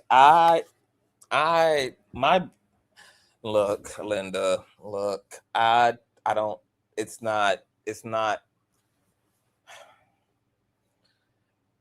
making a lot of sense to people who are actually listening. It makes sense to probably the majority, because the majority just don't give a fuck, baby. Okay, they caught up in a parasocial thing. They just happy to see Auntie back. Cool, whatever. She did her 27 days. Nobody really cares about the motherfucking details. But obviously, people do care about the motherfucking details. But the people who are really listening, trying to really understand, as much as Dominique is trying to articulate herself for the sake of gaining understanding, really leading to the motherfucking understanding, it's just bizarre. It's just weird. And once again, she's already a first-time convicted felon. Why you think you could afford to plead guilty as an innocent person is wild to me. Once again, you're a public figure. The quality of your public figurine is due to public relations. Pleading guilty will completely disrupt public trust in you, which is going to have consequences. Some of those consequences Dominique will see play out in the aftermath of post-conviction. And some opportunities she won't even know never happened to her at all. She won't even know what didn't come to her because it just won't show up in her experience due to her pleading guilty. Because trust has been corroded in places that are never going to be vocal about their lack of trust in her. So those are just opportunities she won't even see, and opportunities that she won't even know were even to be considered. And if the community is hell-bent on not bringing a quality, thorough, critical thinking investigation into this matter regarding her, she'll be able to have a reasonable future, a prosperous future going forward by a community that is going to be very lackadaisical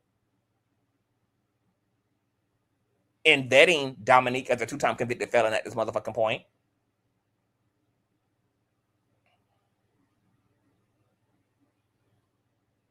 But we're trying to make it make sense. Trey says, right, where were all the people who hold her in this high regard? June 11th of 2025, they canceled it. Then it was September of 2025. They canceled it. So it didn't go from 6 to 90. The 6 months was there, and I kept asking for discovery. Discovery is because instead of them just charging me, because this was county, this was not a federal case, this was a county case, okay, that they spent 2 years asking them to put together. My last day at the Okra Project was August 3rd of 2022.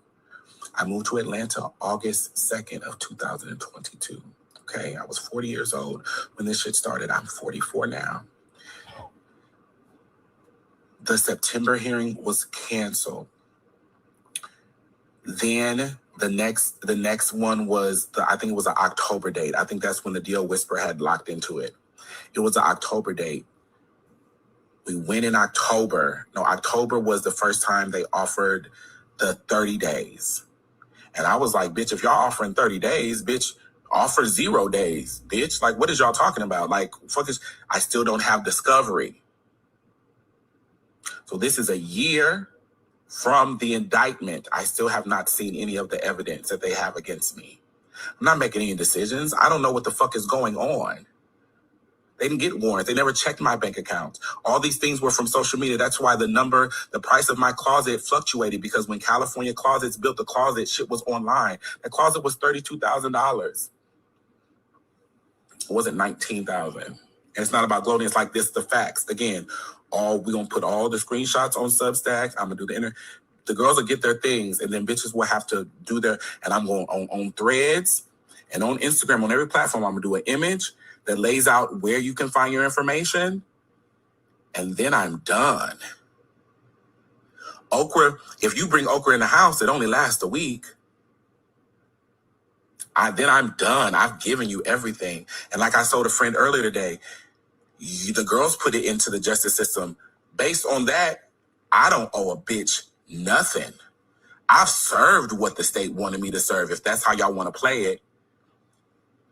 Not the girls thought you was going to put me in Rikers and we was going to do a healing circle. Yo mama, bitch. Anyway,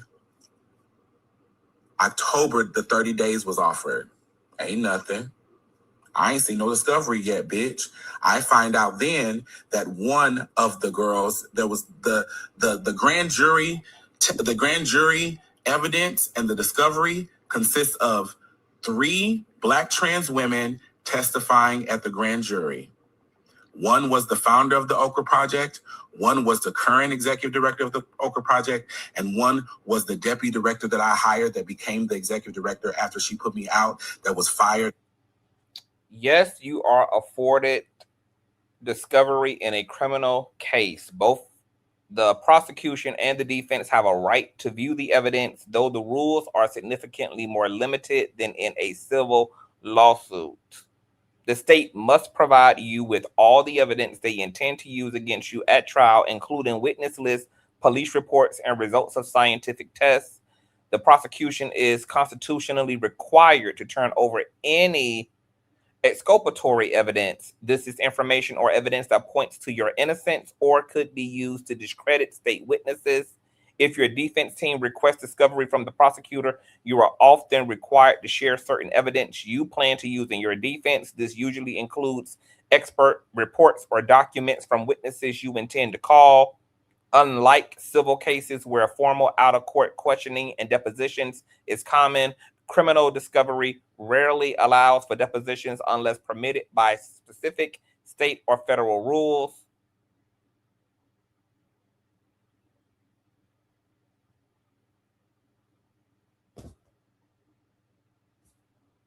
I don't know why she didn't hoot and holler about her constitutional right being violated. I don't know why she would stay in relationship to her attorney all the way up till Cinderella's clock striking midnight without trading their ass out for a more competent set of attorneys. I don't know why she didn't use her social media platform at the very least to cry aloud and beg for someone of legal assistance and wherewithal to help her in her case, because her constitutional rights were being violated, which I would assume, once again, would mean a lot to a woman who's a public figure, who's pledged an ethical obligation to her community, who's already coming off of the heels of being a first-time convicted felon. Like, the stakes were really high. Why she would accept a plea deal from a system that didn't afford her discovery, but say that the judge forced the prosecutor to eventually give her a plea deal, but the judge didn't force discovery? The judge bear witness to your constitutional rights being violated and at no point in time intervened in that, but favored you in making them provide you a plea deal because they kept delaying things. And you never brought the judge under subjection. You didn't bring the opposing parties under subjection. I don't know. I don't know why. I don't, why. 4 months after she put me out. Okay? I get the grand jury testimony in December. The court date was at December, whatever that date was in December, when the whisper was like, "Oh, bitch, you going to jail." I get the grand jury testimony. There's the December 2024 hearing. It was December. We know that the criminal justice system can be lopsided and disproportionate and racist and sexist and all the things, but even setting that aside, that has nothing to do with why Dominique would not then be fighting ferociously for her life, because she could have easily aroused a competent set of attorneys, given that she was making six figures and she's consistently been a working girl even throughout this whole ordeal, all the way up to even hosting web reality reunion gigs, etc., traveling the country, pooching through red carpet events, the whole motherfucking nine. Like that, like even setting the discrimination and the corruption within the criminal justice aside, this is unlike a poor everyday person who doesn't have popularity as an equity, as a weapon. Dominique had the moolah and had the social equity to cry aloud about what was going on in her case and to seek pro bono work, to seek competent aid. And we know she would have been afforded that. She's Dominique Morgan. There's enough clout chasing ass thirsty attorneys who love sensational cases and love to attach themselves to high profile people or high profile cases just for the sake of the high profileness of it all. We're not questioning the sincerity of the criminal justice system, but I mean, since she's speaking about what this looks like, it's interesting that she's saying on one hand that the same judge that favored her and pushed for the feds to go ahead, girl, and figure it out. I mean, for the DA to figure it out instead of delaying, didn't see the biggest discrepancy in the room.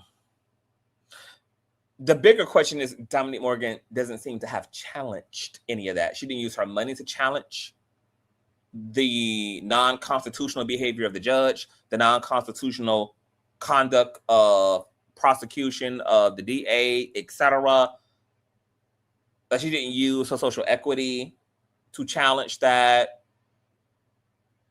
to help her siphon all the legal resources she needed to confront all of this and to vindicate herself. She just navigated the process and then accepted the plea. And once again, I look, at this point, baby, like when a bitch plead guilty, you know, it's like, unfortunately for me, I'm not now, because of the situation, girl, I have to consider the sincerity of what Dominique is sharing with us.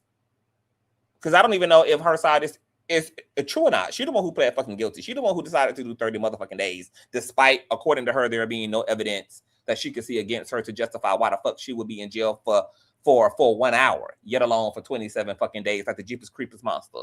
Like, I don't even know how much of this is true or not, but it's girl, I can see the issues with continuity in the side that Dominique is telling, while also upholding the fact that the criminal justice system is raggedy as hell as too. In this case, both things can be true at the same time. It's not a one or the other situation. It ain't making no sense. Her particular behavior doesn't make any sense in the situation.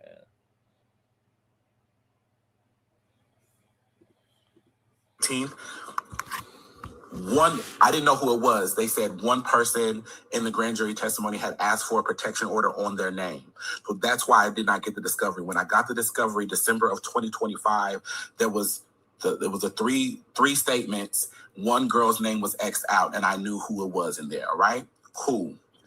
I look at the discovery. I'm like, these bitches are lying. These bitches are colluding against me. I'm like, so it's a he-she versus he-she situation was going to be, bitch.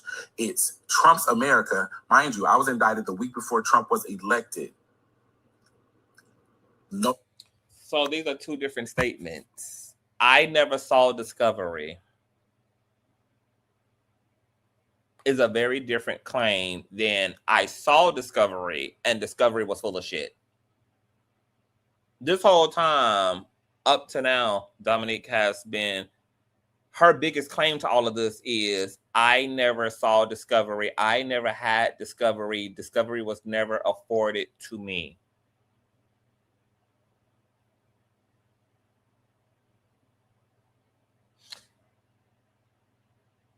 That's a very different statement from I did see Discovery and Discovery was wickety, wickety, wickety whack. And with what she's claiming was Discovery was 3 statements by pretty much people affiliated with the Oka Project.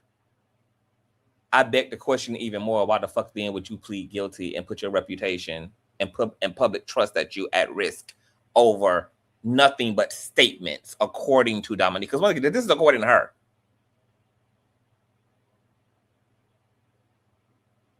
Mind you, and nothing that she also has said about her defense in a court of public opinion, we still haven't heard an explanation around, at least I haven't heard it, around the doctor statements that she submitted.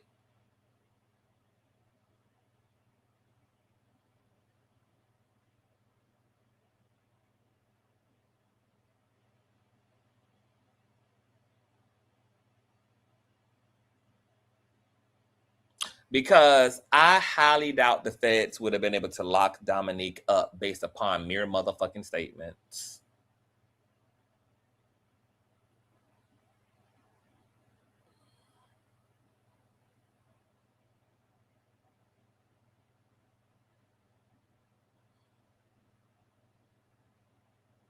I highly doubt it.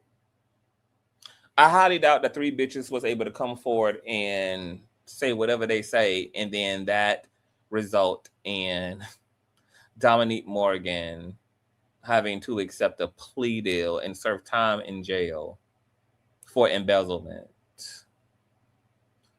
This case, according to Dominique's version of all of this, is not prosecutable on any motherfucking level whatsoever.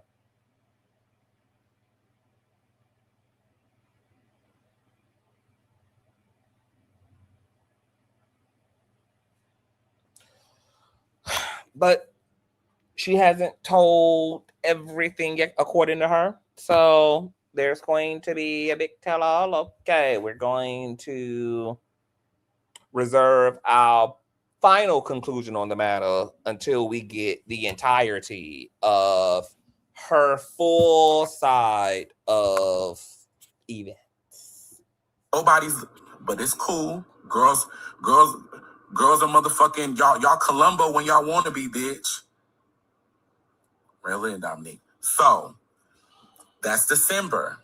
We do Brandy and Monica. I'm gonna drop the link, girl, because a lot of y'all, baby, y'all got it going on in this comment section. Let me drop the link, girl, for y'all to come up here, girl, because baby, y'all got it going on in that comment section, child. So if anybody want to come up, girl, and y'all have thoughts and things y'all want to say and explore, etc., honey, the link is there. Go to see my best friend in Dallas for New Year's. That's when I decide, bitch, I'm tired. It's been 4 years. Mind you, I don't have a paid attorney. This is a public defender. This is okay. And I also have questions about that. How is a woman driving around in a Mercedes? What? A woman who is fancy enough to fancy herself with a Mercedes Benz and a $20,000 closet renovation, and to her point, what, a $2,000 something wig that she wore to court for her arraignment, and you accepted the legal competence of a public defender? You spent more on a lace front for the sake of looking cute than you did on full legal competence to ensure your freedom and the safeguarding of your reputation. Why in the hell would Dominique Morgan accept a fucking public defender you have paid more regarding your footwear, but you would accept a public defender, and you're facing 5 to 15 years as a repeat offender, and your entire legacy and reputation is on the line. I am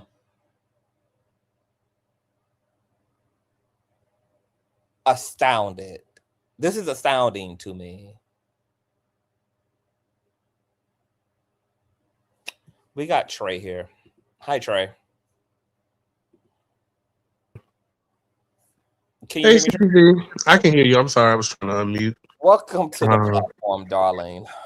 Thank you for letting me up. To be honest, when I saw that she was out, I was like, okay, yeah, she's out. But then after that, all these additional think pieces from her, supporters with all of this whataboutisms, and I don't want to hear y'all complaining if y'all ain't out there voting, and it's because we got Trump. And yeah, we get that. But two things can be true at the same time. Both of them can be have deplorable ways about themselves, and they shouldn't be held to some type of regard where you're above other people.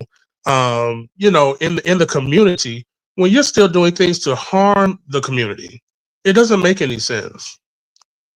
And it really put a bad taste in my mouth in all of this then when her own specific hubris and ego is like, oh well, I ain't had no dick in 30 days. And I honestly believe the feds, they got that 32,000 for their closet, and that's why her ass spent 30 days in jail. They may not have been able to find anything else, but I'm curious to see how she's going to explain away. And remember, boo, it's the alleged doctor receipts that she submitted.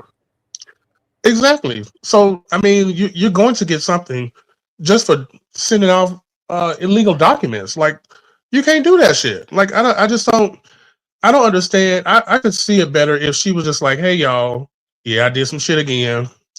But I need y'all to, respect this, that, and the third. I could respect her more if she would just kind of come out with it rather than playing this game of, I'm going to give y'all two truths and a lie, or I'm going to dance around the subject because I can't really say much and all this other shit. All you could have did was just provide the information.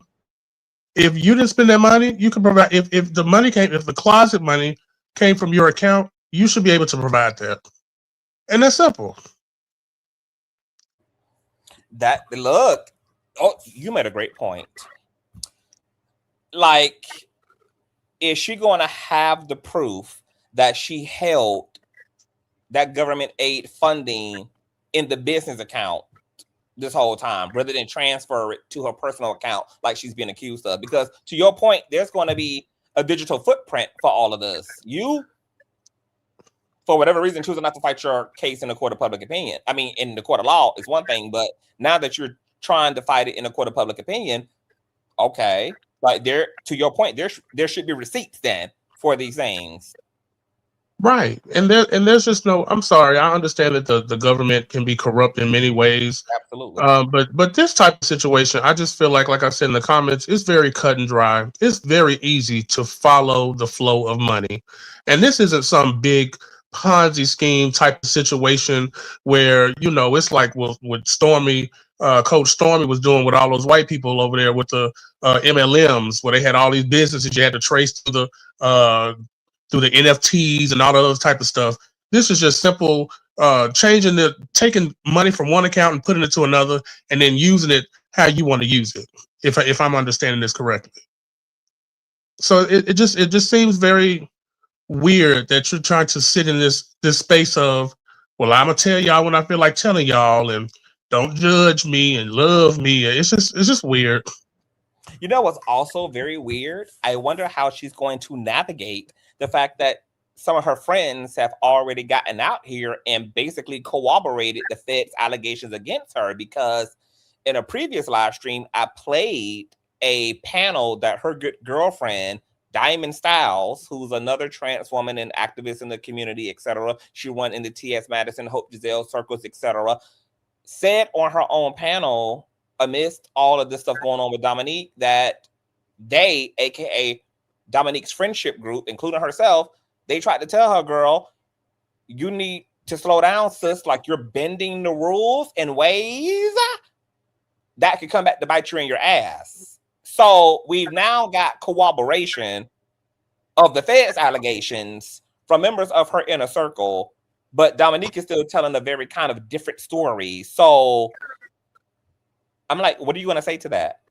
What are you going to say to the fact that members of your inner circle are out here, corroborating these claims, girl, that you were bending rules, that you were misappropriating those funds?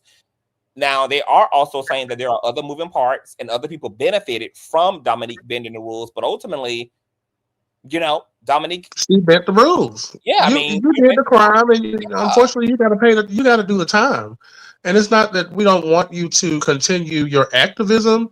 It's just we have to have a better insight as to what you're doing behind the scenes. If you're doing harm to the community, we need to know that.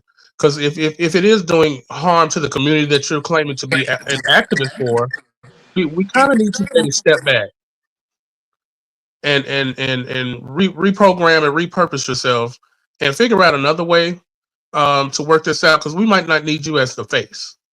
You see what I'm saying? Because there's a lot of people that I've talked to that have clowned and disrespected T.S. Madison for her claiming that she's not an activist, when the likes of Dominique Morgan and some of these others, Hope Giselle, have climbed on her back because of her activism that she did. A lot of it during the time of COVID, when she was speaking out against all of the harm done to trans women. So for her to be put above some of these other people, it's just it's unfortunate that she's doing these types of things. And I understand that we can learn better, but a lot of times these people, they go to jail, they go to rehab. What actually are you learning? Are you learning to reform, or are you learning how to do bad better? That's my question. And I'm about to let you speak, Deshaun Boo, but your microphone is going crazy right now. It sounds like you came up out of the UFO files, Boo. So I would need you to, I don't know whether you got an earbud in, an AirPod in. I don't know whether you got a whole goddamn helmet on. Okay, but your audio is going crazy. But I want to say to that point that, because Dominique also alluded, I think in the last live stream she did before she went in to do her thizzle, she was alluding to the fact that there might be some setup shit that was going on, because there was some hating assholes in the Okra Project. Boom, boom, boom, boom, boom. As you can hear her here saying that these were apparently, according to her, the 3 people that participated or that made up the grand jury. And from their statements led to apparently, all of this going on. But she also was alluding to the fact that she tried to help them girls, and was kind of, I took it as she was kind of alluding to what her homegirl Diamond Styles was saying, that she did, that she was doing things. She was doing things to help these girls and putting wigs on their head and titties on their chest and da da da da blah blah blah blah blah. And I'm like, to your point about, okay, what does she say then? Well, if that's the truth, then that's what the fuck I would say. I would say, look, y'all, yes, y'all know me. I'm a badass bitch. Y'all know that I've done this work, been for real life doing this work. That's evident in my work. And yes, I created a initiative to help trans and queer people who were trapped up in the system, etc. Because I've been that. Y'all know that I've served 10 years for, and I know what it's like, etc. And y'all know I'm all for the vulnerable, girl. But then I had people around me that started suffering. I had people around me that were going through things. I had people around me that were trying to get up on their feet. And I allowed my stupid ass empathy to cause me to start contorting shit. And I lost the plot. And I started prioritizing the people in proximity to me that was suffering, rather than to do what I had set out to do. And it doesn't make it right. I'm just letting y'all know that this is this is what happened. And I understand that, I had to be held accountable. I'm not saying that I'm some motherfucking victim, etc. I did not mean to cause any motherfucking harm to anybody. My intention in nothing was ever to misalign, to be deceptive, to blah, blah, blah, blah, blah, blah, blah. And I would leave it at that. I mean, I think that's a more valuable thing to say. I can see that. Yeah, I can see that. Now, I will say that in one instance where you said that she may have been helping her friends, you know, with some of that aftercare, getting new titties and stuff like that. I'm not sure. I think all of this was being done during the Obama administration, or was it Trump's first administration? Even then, hell, if you was up north, it was a lot of girls that was just going up north to get gender reaffirming care up under Obama's administration. They wouldn't. You didn't have to steal money from the government, but but even with that being said, where I stop and start, and what I'm really interested in is how do we figure in the closet? Because at the end of the day, them women, you helping out them women is we can see, I can understand that, but how do we get to the closet? in the rented apartment, that's what's not making sense. And the Uber Eats, and the exactly, and the Mercedes Benz upkeep, and exactly, it's a lot going on now. I think what I've heard her say, Trey, is that she, you know, this was all my own money. Hell, I was making a 6-figure salary. I'm making a 6-figure salary. So you're telling me that I couldn't afford a $20,000 renovation?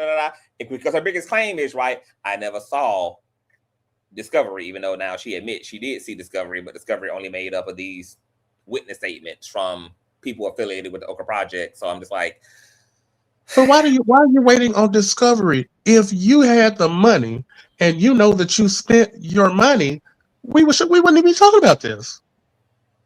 That's the thing. It's simple. If the money came out of your account, they would already have it. They don't need to tell you that they're searching your account anyway. But you worrying about whether they're searching your account when you can go and pull the records yourself and provide that. Do you think, so to that point then, Trey, do you think her attitude was, well, no, they're the one accusing me, so I'm not gonna make it easy for them, because my attitude is, right, like, y'all the one accusing me, so y'all gotta prove this, and y'all not proving it is going to ultimately lead to my freedom. But to your point, I personally, I don't, I not with no criminal shit, bitch. Like, I'm not, you ain't about to play with me on no criminal shit, period. Right. I believe that she pulled a few stunts.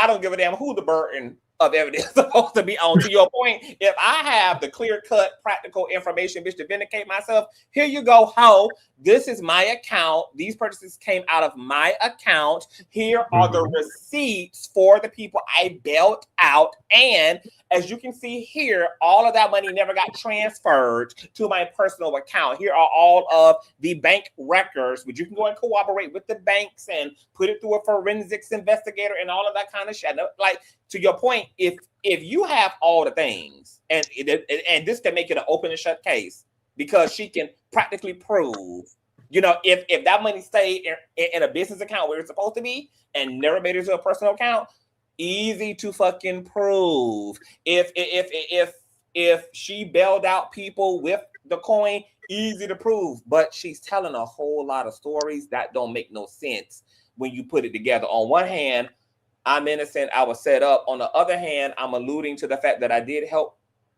some other girls. And then your friends out here corroborating that, girl, you was bending the motherfucking rules. It's just like, it's too many narratives, and it ain't no like the continuity ain't there. They're having a hard time maintaining the continuity of Dominique's plight in the court of public opinion. And this is what happens, and I'll give to Dominique's credit. She is a very intelligent woman. She is a very studied woman. I just feel like she took a wrong turn once again. She pulled a few stunts, and now the stunts have come to the light. And you know, when you know the girls, whether they're smart or they think they're smart, they're going to pontificate and syllable everything they can do. They're going to say everything they can to make you confused, to keep the confusion going, because they don't want you to know what really is going on. But hopefully, you know, tomorrow, I guess we'll hear that. Do you know where she's supposed to be or who she's supposed to be talking to? Oh, I have no idea. Yeah, I'm gonna be interested, and you know we're gonna be live in the color right afterward, baby. Because I know that's right. I can't wait to see how she fills in all the gaps and how, she paints this whole thing. I almost wish the motherfucking DA would join her ass in the discussion, because it's kind of like, I don't know how comfortable I am just taking her full word for it under these circumstances. And then you already a repeat offender. It's just like, I don't even know I don't even know how invested to be in what she has to say. Because I really wish that I don't even know where the level of credibility is in it at this point. I really wish that her good friend Maddie would have touched her, grabbed her hand, and said, "Come on over here to CTV and let him be the host of this." We could have had a whole congressional hearing. Me, Baby. TS, Hope, Diamond Styles, Laverne Cox, baby. We could have made a whole thing out of it and dealt with this, because this is what it should be. Really, if she really wanted to get with the shits and she really felt confident in her plight, baby, bring on the town hall, and I want this shit to be live. Let the people come up here, bitch. I can go blow for blow and fat for motherfucking fat, bitch, because I know I'm innocent. And when you innocent, baby, an innocent plea is easy to tell, because it's just a straightforward drive. It's a straightforward drive. Ain't no left turn, right turn, U-turns, parallel parking. Ain't no backpedaling, baby. The truth is very easy to sell, because it's just a straight motherfucking line. If she really was about that shit, baby, no pre-recorded nothing, girl. Open the motherfucking doors, bitch. Let the people up on this motherfucker, and let's do it. And even if she's guilty, you are the person that is unbiased, but you are respectful in a way that you can assist and help her with explaining things without it sounding too, jumbled and crazy and incongruent. Like, girl, we gotta, we need a girl. But you can also, tug on her wig a little bit, in a respectful, in a way of love. Especially if it don't make no motherfucking sense, because I'm just not gonna be able to unsee the parts that can't be unseen. Like, I'm not gonna be able to ignore, the blurry, raggedy parts of it. Like, that ain't making no sense, Miss Neek. You need to go into that again, babes, because it's just not given. I feel like the truth may not be totally on the side of the feds, but it's seemingly clear to me that it ain't totally on the side of Dominique either. That the truth is somewhere maybe in between, but ultimately it would still be safe to say that the truth is on the side of the feds. I mean, she the one who said that a goddamn plea deal. So, I mean, she the one who giving their side credibility, and now she wants, in the court of public opinion, us to pledge an allegiance to the legitimacy of her plight, which is going to be contrary to what she pled guilty to. That doesn't make any sense to me. But no. Hey, it's a lot going on, child. No, it doesn't make any sense. And also, it's kind of like, the thing is, it's kind of like she should have had like a lawyer or something. Like, if she wants to actually stand 10 toes down on her innocence, she wasn't really like 10 toes down or have the energy to really like say, hey, I'm innocent. You know what I mean? And all that other stuff. So it's kind of like people was thinking that you probably did do something that you wasn't supposed to be doing. You know what I mean? Especially when it comes to whatever she was doing that caused her to go to jail. Yes, it's left a lot of room for immense speculation. And I think, honestly, at this point, and we're going to find out, but right now it's feeling like Dominique kind of is in over her head. I'm not sure if it's going to serve her even to try to get ahead of it. I would literally just come back home quietly, get back into my content creator bag, and act like nothing ever motherfucking happened at this point, rather than actually try to woman-splain this shit away, because I have watched people over the course of, us watching public figures and their PR attempts and their PR runs actually make the matter worse as a result of yabba dabba doing, because their egos want to be right so bad, and in being right, they end up getting themselves in a predicament, whether they're innocent or not, to not be in favor of the raggediness that came about as a result of their PR run. And it's already melting my brain to hear her speak about all this kind of shit. Like, I really just was just like, girl, just save it, because I don't even know if it can make fucking sense. You're not doing a great job at the sense and making of it all. Hey, Jonathan. Hey, Conscious. Hi. What's going on? Well, we've had our little private conversations about this, but like my only 2 cents in terms of the question as to why she didn't hire an attorney, from my perspective, and my father had a personal experience with this where my brother tried to sue him stating that he stole our inheritance, which never happened, and my father had to deal with paying attorney's fees for probably over 2 years in order to prove himself innocent of all of that. And I know it cost him a lot of money just to prove the fact that he did nothing wrong in the situation. Yeah. I could kind of see why she didn't want to pay $100K plus to prove that she didn't steal $100K. Okay, so put a pause in it right there, Jonathan. So what do you think about the way I recovered from that by saying that we know as a result of her public figuring that she more than likely could have coangled a really great firm or attorney to come on pro bono, because we're living in a day and age where attorneys are literally and possibly high-profile cases. I can't fathom why she couldn't reach out and find somebody in the state of New York that's licensed to practice there, because these charges came from the state of New York, correct? Mm-hmm. Okay. Yes. I can't figure out how she couldn't have leveraged her own celebrity in order to get a pro bono attorney for that.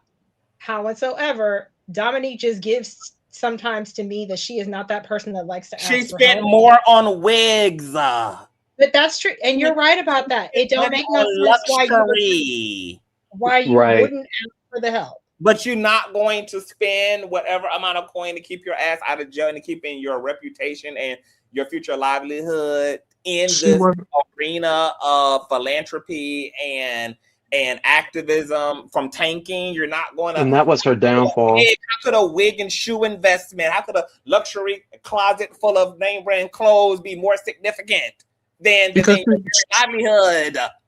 She knew she did that shit. That's why she didn't want to waste nobody's time asking for no free pro bono. No shade. That's what it's given. I'm sorry. She sat down and crossed her fingers and prayed to God that the information would find out that some of the other people did it, and maybe the 100 days that she was just waiting for them to reduce the time or any type of judgment against her. That's what I feel personally. How you feel about that, Jonathan? Because girl is giving it's giving those things. Well, again, I'm conflicted, and I'm waiting to see what else she has to say, because if whatever she gives us still ain't adding up at least enough to make it make sense for me, then I'm gonna just have to sit on the side of, girl, okay, you did this, and I wish you would have just owned up to the fact that you did this, even if it's not all of this. You did something. And I think that's the part, and I think that's the important piece of Jonathan, is that's an important piece. I think that's missing too from the conversation is it's everything but Dominique. Where does she come in as a contribution to her predicament? She's blaming the other girls, the other trans girls, the founder of the Okra. She's doing all this finger pointing. Oh, the DA didn't show me discovery. Da da da da da da. I had a public. It's like, so okay. So what part of this are you willing to take responsibility for? Where are you willing to say, I fucked up at? Where is just the bona fide wrongdoing, accountability for you in this mess? You have assessed everyone else accordingly. You have assigned them blame in all of this. Do you personally have any blame in this at all? Or on any level, to any degree? Because you watch Dominique more than I do, Jonathan. So in all of your like seeing of the things, has she said anything as it relates to how she contributed to pleading, like what her direct contribution is to these allegations? Not that I'm aware, because if you remember correctly, she didn't really speak much on this even before she was going in. And I remember saying that to you. I said, I don't know, if she really facing all these charges the way the people saying are, because she kept very quiet about all of that until she was gone. And even then, she didn't give anybody much of anything from what I remember seeing.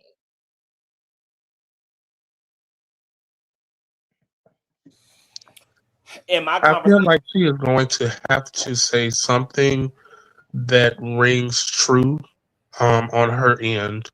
Because I follow her on Instagram, and I'm not going to lie to you, when she got back, and one of the first videos I seen is her, opining about Cheyenne Bryant and her falsified records. Ma'am.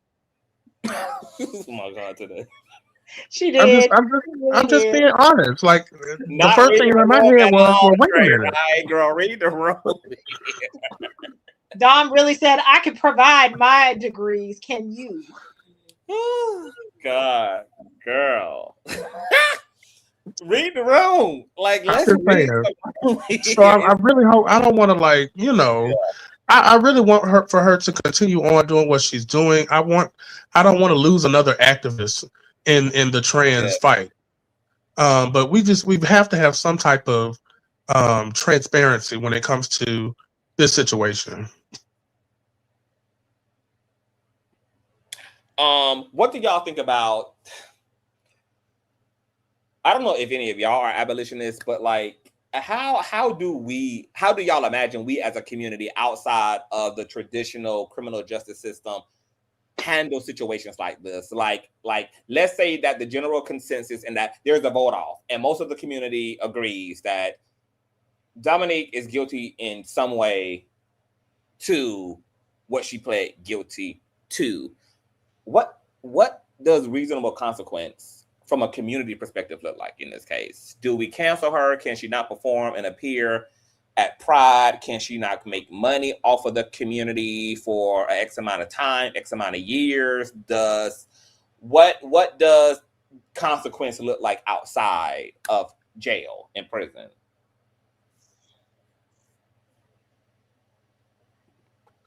Like, I definitely believe that she has gone through the court system and they have given her time. So, I mean, seemingly, I guess whatever restitution or whatever she has to repay, if she gives that back, her in the courts in New York, that all is squashed. As far as the community is concerned, like I said before, I don't want to lose another activist in the trans fight.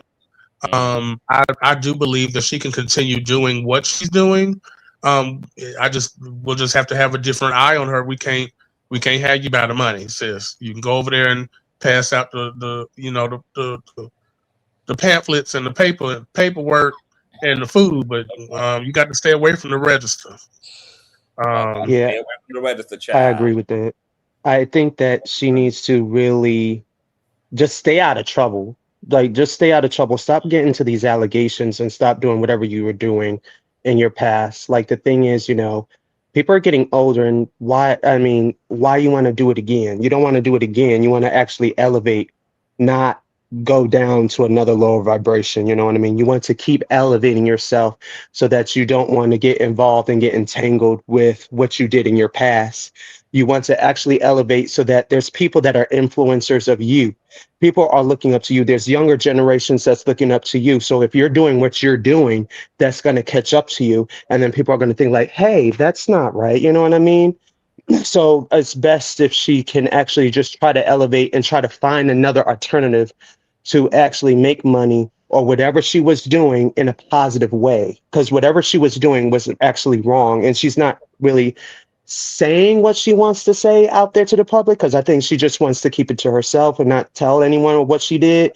But the thing is, she needs to start really try to create something positive of whatever she's doing for the trans community, the LGBT, and all of that. Really need to work on that. Yeah. Well, if y'all want to stay up here as I showcase 1, 2, 3 of her response to the spiritual whistleblower, y'all are welcome to stay up here if y'all want to. I was going to play the rest of her sentiments to the whisperers. talking points. But did y'all want to stay up? Yeah, I'll stay up here. I think Jonathan, she stated that they're live. Oh yeah, she live with Don Lemon, so they're talking about some political. Oh, Don Lemon. Oh, I'm sorry, never mind. Oh no. She live with Dominique. Hold on, so let me see. I'll probably pull that up after they get finished, so that we can just maintain some continuity. I'm not seeing that they're live. Dominique, not Dominique. Jonathan, can you unmute yourself, my love? Are they live? I'm watching it right now. Okay. Well, what did they say?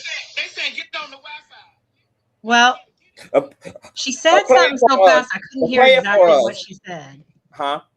She said, Dominique said tomorrow at 9 on somebody's podcast, she's telling all the stuff about the Okra Project. But I couldn't hear exactly what she said because she said it too damn fast. Okay. Are they still live? They're still live, but it's buffering because somebody ain't on the Wi-Fi, wherever the hell, whatever the secret location is. I was going to play it for us, but if it's buffering, then you can keep that on mute. But if they come through clear at some point, you can play it for us if you want to. I'm taking in the information and I will be presenting it as I get it. All right, so Jonathan is doing our boots to the ground right now. Yeah. Okay, so you know it. All right, so let's get back to Miss Dominique and her part one. Like, okay, what do I want to do? I'm like, I want to be done. I want to be done. Things are happening. Life is moving. February 11th, I accept the plea. So wait a minute. The 30 days is offered in December. February. It's offered in October. December, I was like, if it's 30 days, we can do less than that. I asked my attorney to push it back. My attorney can only make that request in court because the Judge Chun, forced them to offer me the 30 days. And so my attorney could not talk to Judge Chun about the offer because it would be an ex parte conversation.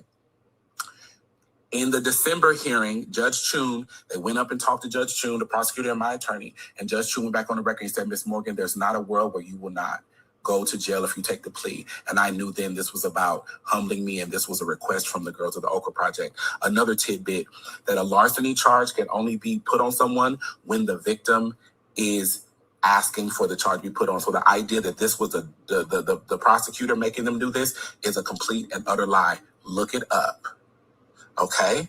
So when he told me that, I was like, well, bitch, this is the best it's going to get, or I'm going to take it to trial.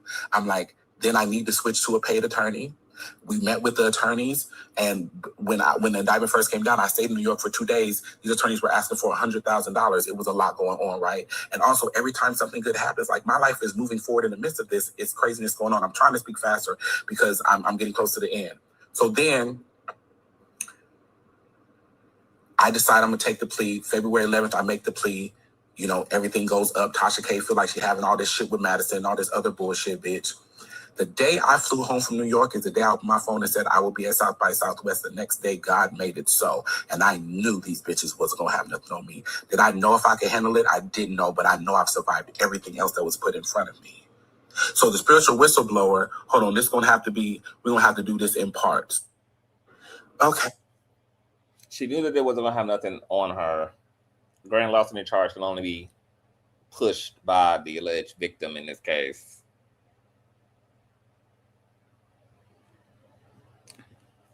But she still played it. Guilt.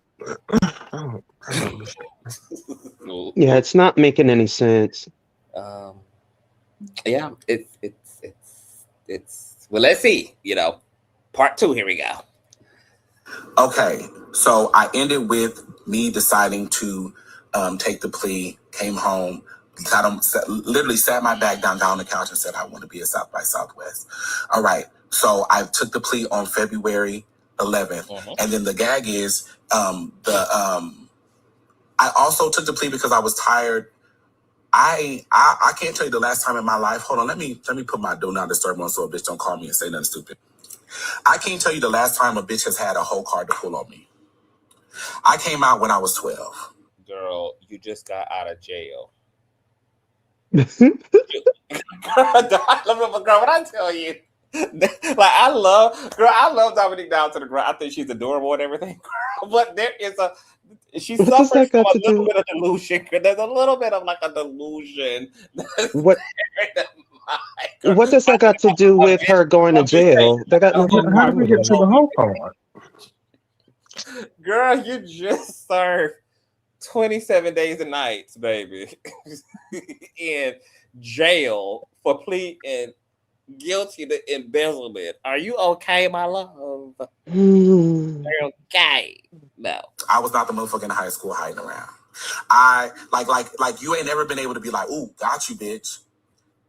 Even though I Baby, the state of New York gotcha, bitch. The Okra Project bitches gotcha, my love. They got you real bad.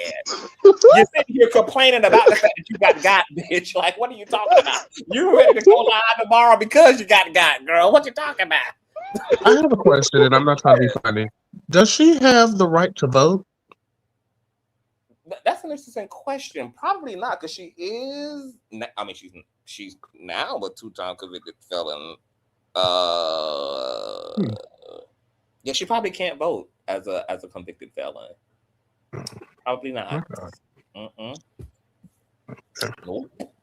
not hiding anything. It felt like I could not exist, or I couldn't even have a comment online without people bringing this up. It's like, bitch, this shit's been here. I'm tired.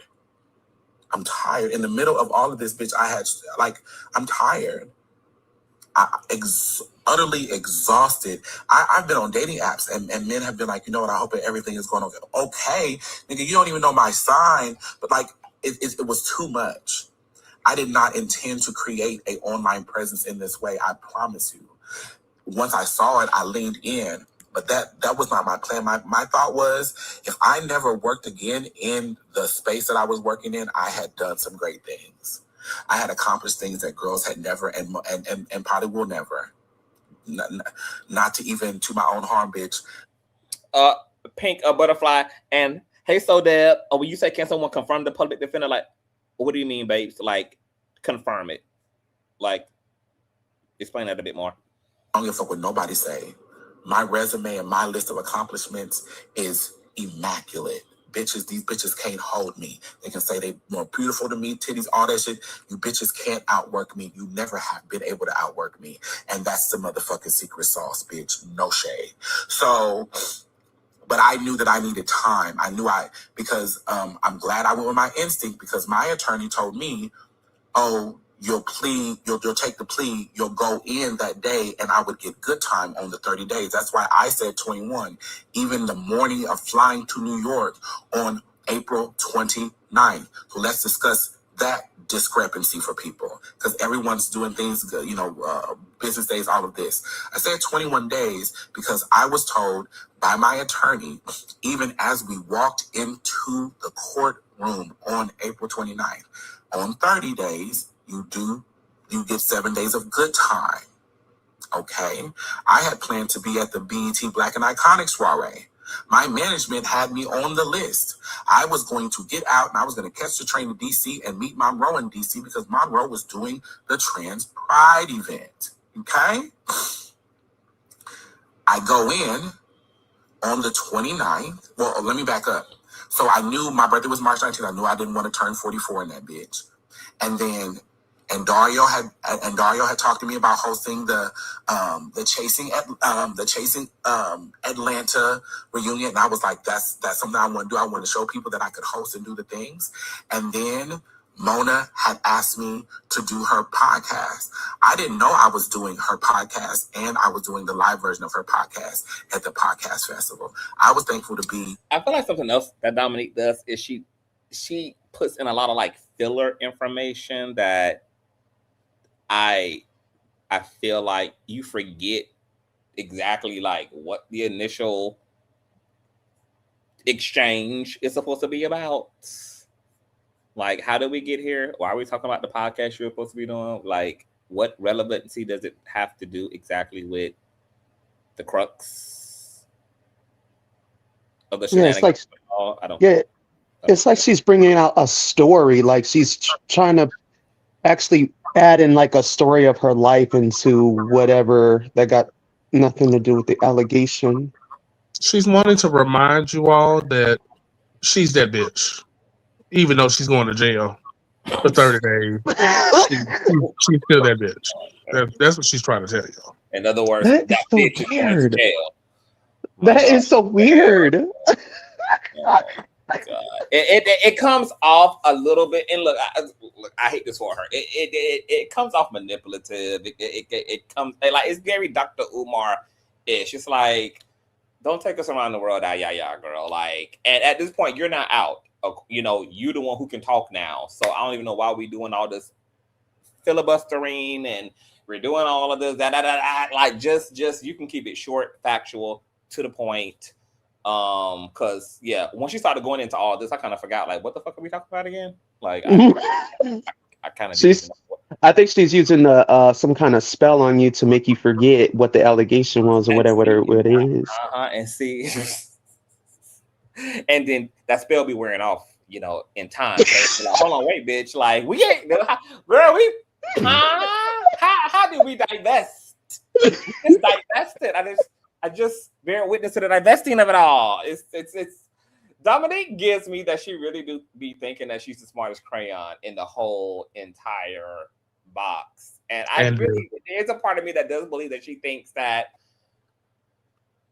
the community is stupid and not critical. And if she does have any part of her that is predatorial in that way, I know that she has studied the public. She studied her own community deeply, psychologically, how we navigate, how we don't navigate, how we show up and not show up.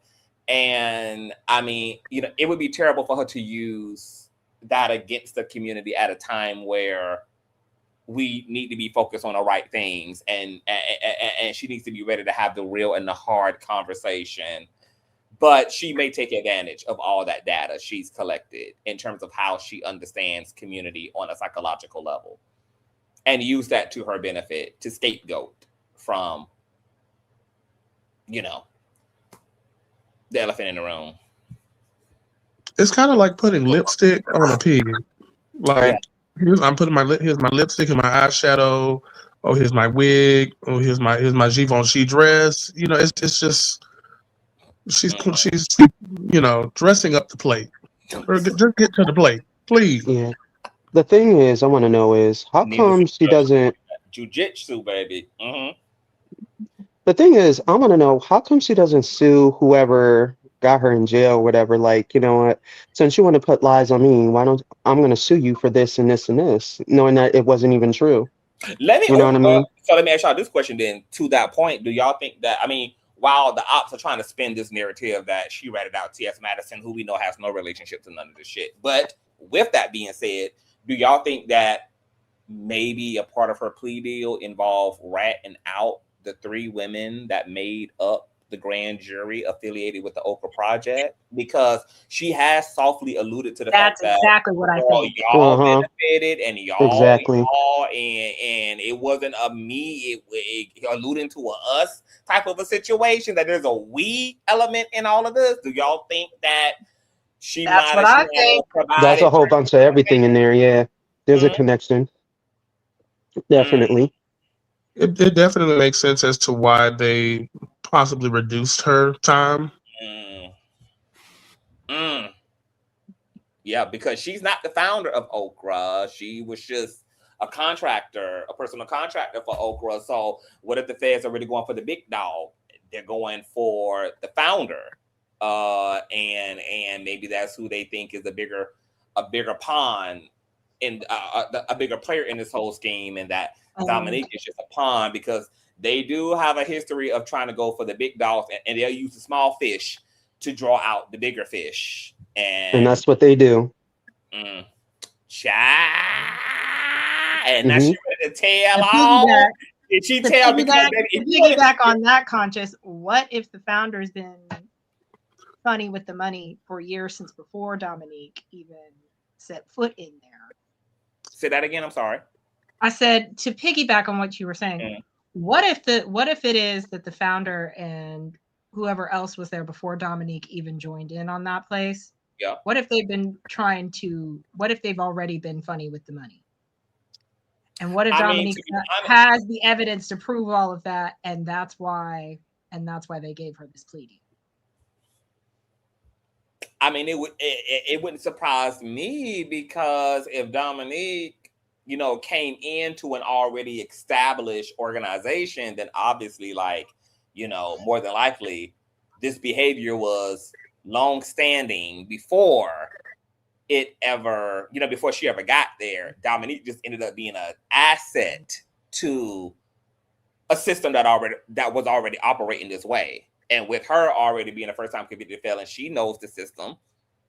You know, she's already kind of got a skill set around bamboozling and hoodwinking the system, etc. And she has alluded to the fact that, girl, like, them girls low-key, like, they did, like, set her up. And there's been people amidst the conversation who's been saying that, you know, Dominique couldn't have, like, gotten that coin, or she couldn't have allocated that coin or moved that coin without it being co-signed by, you know, surrounding parties, that there's like a system here, like a tier system. And so there would have had to be other hands in the pot. There would have had to be other players, other drivers in the car aside from Dominique. So yeah, given that she took a plea deal and we don't know the complete and utter details of that plea deal, and she went from facing a 5 to 15, and there's all this information and all this evidence against her, and that resulted in a plea deal that got her ass off only on 27 motherfucking days, and she was already pissed at them bitches before she even went into do her motherfucking time. Is what she gonna tell us tomorrow? Is what she already done told the motherfucking feds, and that's why. But does that still absolve her of her accountability for the decisions that she made in that situation? Nope. It sure don't, because either way we cut it, even if we find out that the Okra project was allegedly moving potentially as a whole RICO, and this was a whole organized crime situation over there in the Okra. This is all speculation. Don't be sending us some motherfucking paperwork, Okra. We're just speculating, honey. Okay, having a conversation. We ain't made no absolutes about nothing. This is all pure speculation and hypothesis based upon information that's being available to us through said circumstance. But to your point, Trey, no, we still have the work to do. It does not dissolve the fact that we still got to figure out Dominique, who is an activist and a prominent figure. And then we have the added, we do have the added task of also dealing with Okra as a whole entity as well, because there are trans women who are performing and have access to community all up within that organization. But yeah, no, it does not absolve the community of having to figure out the shit and us having to be very thorough. And that's why I'm saying, like, I think we're jumping out of the window being so cavalier so soon with Miss Dominique, honey. Like, this is kind of way too serious to be treating like there's nothing wrong happening here when there is. And we need to be assessing the danger level and be doing the autopsy on this motherfucking situation as a community. And we need to begin the origins of creating infrastructure for our community outside of the criminal justice system, since so much of us have feelings and attitudes about the criminal justice system and how they treat minority people. Then fine, we have to create the alternative. And this is an opportunity to start building upon that and figuring out what the fuck that looks like, starting with Miss motherfucking Dominique. So yeah, we got to figure it out. It doesn't absolve her at all, and it adds. And then, if anything, it makes the situation worse, in my opinion, Trey, because it's like, okay, girl, did you intentionally go over there to conspire and collude with the situation that was already happening? Because that just makes it even worse. Right. And even if you didn't, you went in knowing that you were already a convicted felon. And you allowed that to sway you, restructuring your life. This is, it's all unfortunate. It is. Okay, back to watching for years, and a bitch that I think is brilliant and hilarious, somebody that I look up to in the work and in how she done pivoted and did all these fucking things, right? So I was like, I need space and I need time. Again, the privilege that I had to be able to say, well, I pled, and then they had to set the sentencing. The initial plan was plead, sentence that day, get the 30 days done. But that gave bitches time to speculate. I wasn't going to address any of that because, bitch, the deal was still precarious. That was the goal, right? I would have taken my plea back if they didn't give me what they said they were going to do, but I wasn't going to switch it up for these girls online. Additionally, and I want to pin this, on May 28th, when I went into the courthouse on Thursday, after the plea is there, after I've given them the 30 days, what the prosecution did was submitted a list of random comments they pulled from TikTok videos to make it seem like I had threatened the lives of these girls at the Okra Project. So every time y'all wanted these responses, y'all wanted me to risk this deal that I created to put this behind me. I wasn't doing that for you motherfuckers to feel like you was getting the answers you wanted to get, because most of y'all did not give a fuck. Most of y'all do not care about trans people at fucking all, bitch. Anyway, I digress. So, at my birthday, I told myself, I can't see my mom and daddy, so I wanted to see my uncle and my auntie. I did that.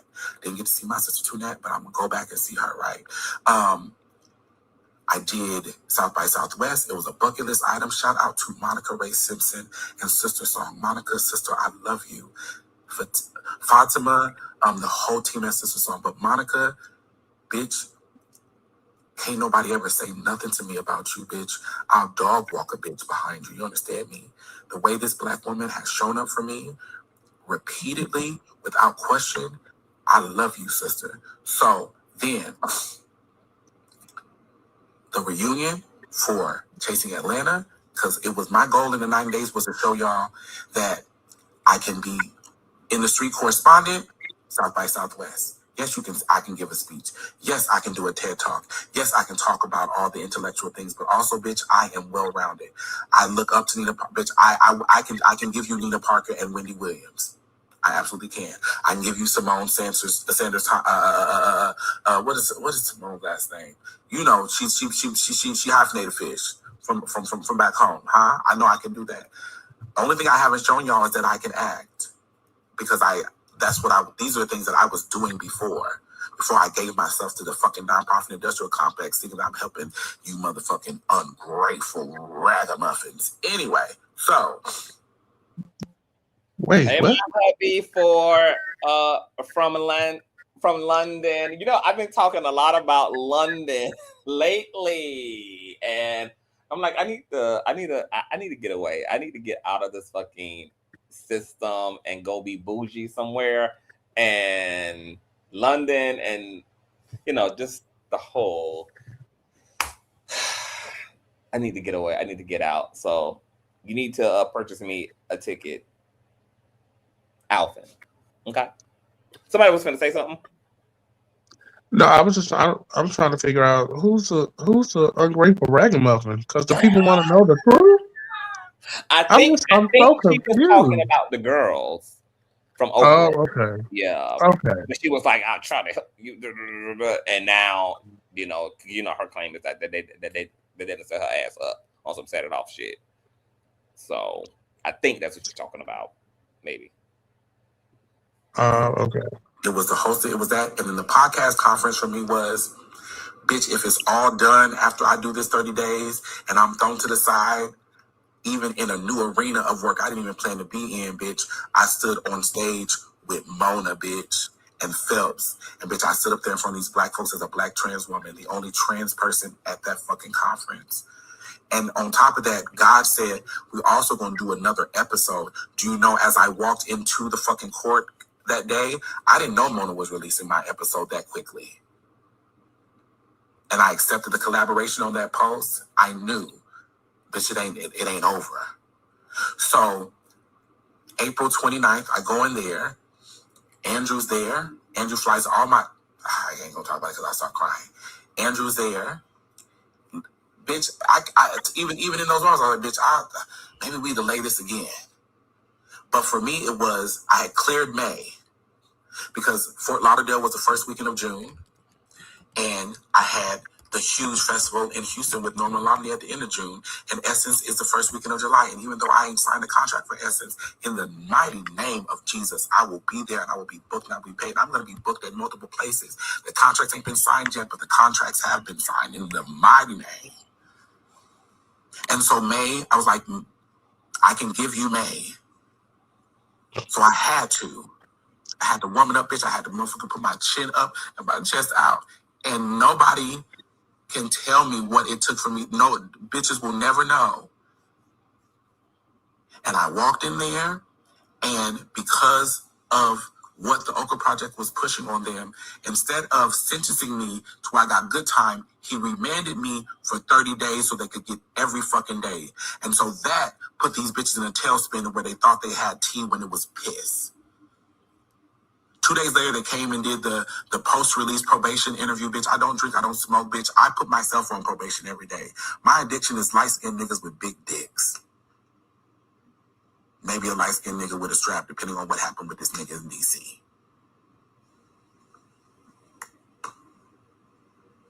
And snacks, bitch. Skittles and shit. A wig or two, bitch. You know? So, that was that.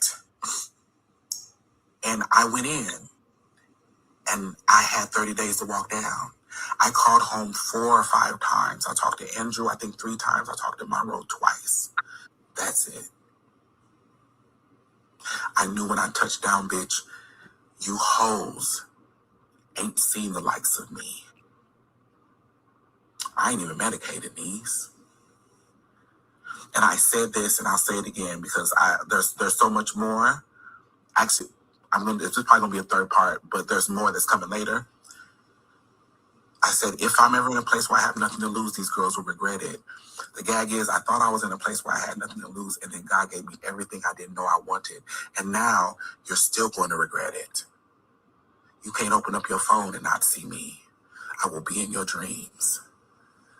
I will haunt you like your failures have. Okay. Okay, that was part 2. Ooh, that was a lot. Okay, so what did you take from a lot? Well, it was a lot of it was a lot, but it was not much. Right. It was a lot of her running down her resume. It was a lot of her giving us her gigs and letting everybody know I'm gigged up, and that's all I heard really. It's just her whatever she did before she had to go to jail. How is this addressing the whistleblower lady? Mm-hmm. No, I'm asking, how was she addressing? And what? I'm confused. I guess is it because of to her credit trait, this is her Muhammad Ali. I'm the greatest of all time. You bitches couldn't keep me down. I know y'all want to see me dead. I know y'all want to see me unalive. I know y'all want to see me gone. I ain't going nowhere, bitch. I'm just beginning. God is good. I get that this is her. This is her. Right. Sorry, but to your point, I'm just like, girl, fuck all of this. They're like, girl, you are in a position where you have been accused and pled guilty to violating your fucking community. How is this a priority? It's speaking back to these hating assholes when, there's a real conversation that you need to be having with your actual community. But it's given to me that I can't help but feel that Dominique knows the bar is set so low in the community that why would I have to kind of really take it that seriously? I mean, she's bragging about how she's going to have a second life. Right. It just sounds like she's at a level of innocence that just supersedes anything that's actually being stated by anybody that's close to the case. She's sitting on this chair of I'm so innocent that none of this matters. I'm not going to give any type of regret statement, any type of I'm sorry. It's just and why would I have to, Trey, if I know that my community has set the bar so low? everybody wants to be my friend, and I'm going to be used to gag the DL Whisperer who's still incarcerated. So why would I destroy all that benefit by being honest about something the community is willing to overlook? And that's why I had to tug on Community's wig, because I'm like, y'all are setting it up so that there is no real dialogue and no conversation of substance around anything. Now, she is promising a tell-all that's supposed to be coming tomorrow, but based upon all of the Easter eggs and Blue's Clues that we've gotten over the past few weeks, it's looking like that's just going to be a blame game session. But I'm willing to be proven wrong and be met with some hard-hitting facts. Yeah, I'm interested to see if she's going to continue to push this martyr narrative that she's doing in these clips. Like she was just, the innocent scapegoat that got thrown to the wolves for 30 days. I don't know if this is going to be the same. So if she's going to be talking this way in that interview, then she can keep it.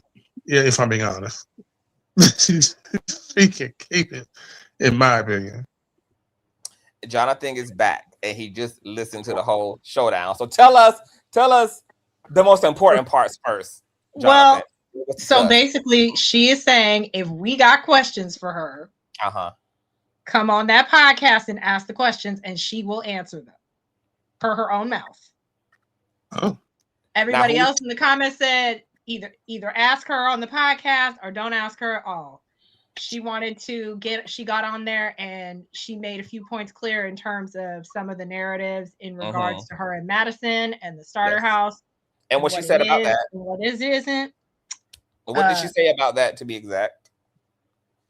Let me scroll back to my comments, because I was commenting these things as they were being said so that I would make sure that I was getting them correct, because I do not like to misquote people, and I don't have to do an exact quote. It could be a paraphrase. What did she basically say to the narrative? She said, to clear it up, her and Madison are not business partners. She is the co-founder of the starter house with Madison, because she gave her the idea to start the starter house. So they are co-founders.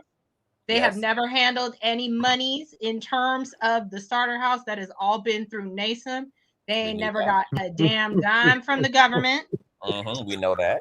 They've gotten corporate grants and some corporate sponsorship money, but that ain't been much, because Madison has been paying most of the bills and has been funding the house mostly through her own money. But it's all being paid through NASM. So Madison is giving her money to NASM, and they are paying the bills. Yes, we knew that. Okay. So basically, this was a PR message from Maddie's PR to tell everybody, hey. They're having a welcome home party for Dominique at an undisclosed location. I could hear Monroe and a few other people in the background. They had just busted out the absolute. They were about to get a little pissy and probably loose lips, so that's why they got off of there.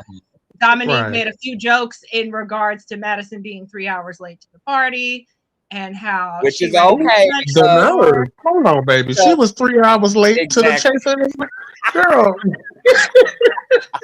I was just going to say a few jokes about how, Madison just said, oh, it must be time to leave, because Dominique says she about to get hunched again, because she got hunched again last night because she been gone for 30 days and had no man. They did a little bit of commentary with each other about Madison and Craig discussing some of this on Fag Talk, and how the girls was making it seem like they had wished death upon her, and she was like, oh no, this is just them having polite commentary about it. She did however tell Craig she gonna hit him with her car, and did he want the Mercedes tires or the BMW, and she needed all of that. They got Craig on the live for a minute. It's good. It's all jokes. They not mad at each other. Right. But she did tell him that when she see him at Essence, she gonna push him over and she gonna film him. My God. The Femme Queen Crazy Sexy Cool. I'm pulling them up right now. The Femme Queen Crazy. I've never heard of this. crazy. It's allegedly the ad is on Dominique's page, and Madison will be sharing it as well as to where to go tomorrow night. So basically, once again, the beginning of this, it sounded like this was Maddie's PR tapping Maddie on the shoulder and telling her, "Hey, y'all need to go and tell them folk that this lady she don't have no And look, dealings and with can the we money." blame her, Trey? Because Hell no, that is exactly what she needed to do. Well, yeah, the other statement Especially also when from she's coming out Dominique of her was pocket. the other statement from Dominique was that y'all need to stop asking Madison and my other friends what the hell's going on with me, because there's a lot none of them knew because I didn't tell them anything. So I'm going to tell it all tomorrow night, so stop asking them. That was her other statement. Maybe I'm on the wrong YouTube. Let me see something real quick because this. She said it's on her IG, so maybe it is. Okay, hold on. So let me refresh. And the live was uploaded, so we can go back to that and refer to it later. Okay, yeah, so there it is. Okay, so this is the flyer. Dominique Morgan, Martin Day, Robin Hood, our master thief. I'm familiar with that podcast. Okay, so you've seen this podcast. I have heard of this podcast before. Yeah, I've seen them before. They popped up on my feed. Okay, because I'm on their page. They've never done a live before, so it's supposed to be their first live stream. Because she's saying come and ask questions. Watch live on YouTube is what the ad says. So it's going to be live on YouTube tomorrow night. It's their first live stream. Live yet pre-recorded. That's the question. Right. Figure out. But she's saying she's answering the question. So okay, in the comment section. So let's hope that we gonna see. She keeping it a buck with that. Yeah. Well, thank you for that boots to the ground. We gonna listen to this part 3 just to complete it. I will say, I want to listen to the part 3 because I feel like she talked about some things that Miss Jabberjaw has been doing that also don't sit well with me. Okay, so let's listen. So the 28th, I'm in the courtroom. I'm in the holding cell, and the court bailiff comes back and is like, "Oh, your supporters are here." I'm like, "Supporters? I just thought it was motherfucking Monroe." But I was like, "I know I got people who fuck with me who live in New York. I don't know what's going on." I'm blind. I see 3 people in the back of the. By the time I go in, it's like 12:30 something. There's 4 people in the courtroom. It's three black women on one side in these t-shirts, and I could tell there's something up there, and then Monroe. So the hearing happens. There's more I'm going to tell about exactly what was said in the hearing. But the things that I want to address is, one, the prosecution tried to goop me by submitting. If I said the girls at the Okra Project are going to gag, they put it on the list and made it seem like I was talking about choking them. So Gabrielle and Alana asked for protection orders because they felt unsafe. And they got them. Physical protection orders. They think it stops me from talking about them. It don't. It won't stop me from posting the screenshots. It won't stop me from clearing you because it's going to happen. As a matter of fact, I would take a violation for it to happen because I'm never going to have anybody play with my life again, especially bitches that I pulled from the gutter. One of you bitches was laying up eating a white trans man's pussy for housing, and the other bitch was living in her car, and I brought you to New York and gave you 6-figure salaries, and I put you on platforms you never should have been on. You played in my face in my own wig. Gabrielle, you wake up every day playing in my face with titties on your chest I paid for out of my own pocket, you rotten, trifling bitch. That being said, the spiritual whistleblower, one thing, there is no restitution. What I have to pay by August 16th or something like that is a $230 fee to the state of New York for the DNA testing. So yesterday when I went, before I left New York, I had to go down there and see the lady. And so they put you in the DNA system. That's what I have to pay. And if I can't pay it, it becomes like a judgment claim or whatever for the city. That's what I have to pay. There is no restitution. So either I stole $100,000 and did 30 days in jail with what would look like no repercussions to many people, or bitch, maybe something the milk ain't clean. Oh, Conscious. I'm clean. She repeated this on the live. She repeated that exact statement on the live. Okay. Ears between your legs and your mouth, and your ass crack, your spirit, so you don't get it. Slow hoes. When it comes to this whistleblower lady,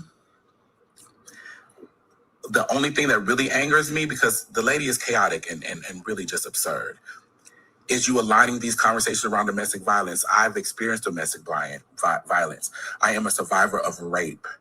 A correctional officer spent years raping me in prison. The man the man was charged. I'm a survivor of physical violence. I don't understand what domestic violence has to do with me at all whatsoever. Naquan has been stalking people since he was a child. It's in his record. Naquan is in jail due to violating the protection order for T.S. Madison, for Madison Hinton, not for Dominique Morgan. I just wanted him to leave me alone. I don't want to see any black person in prison and or jail. I don't think prison and jail is a fucking joke. You bitches seem to think it's a joke when it's specific people.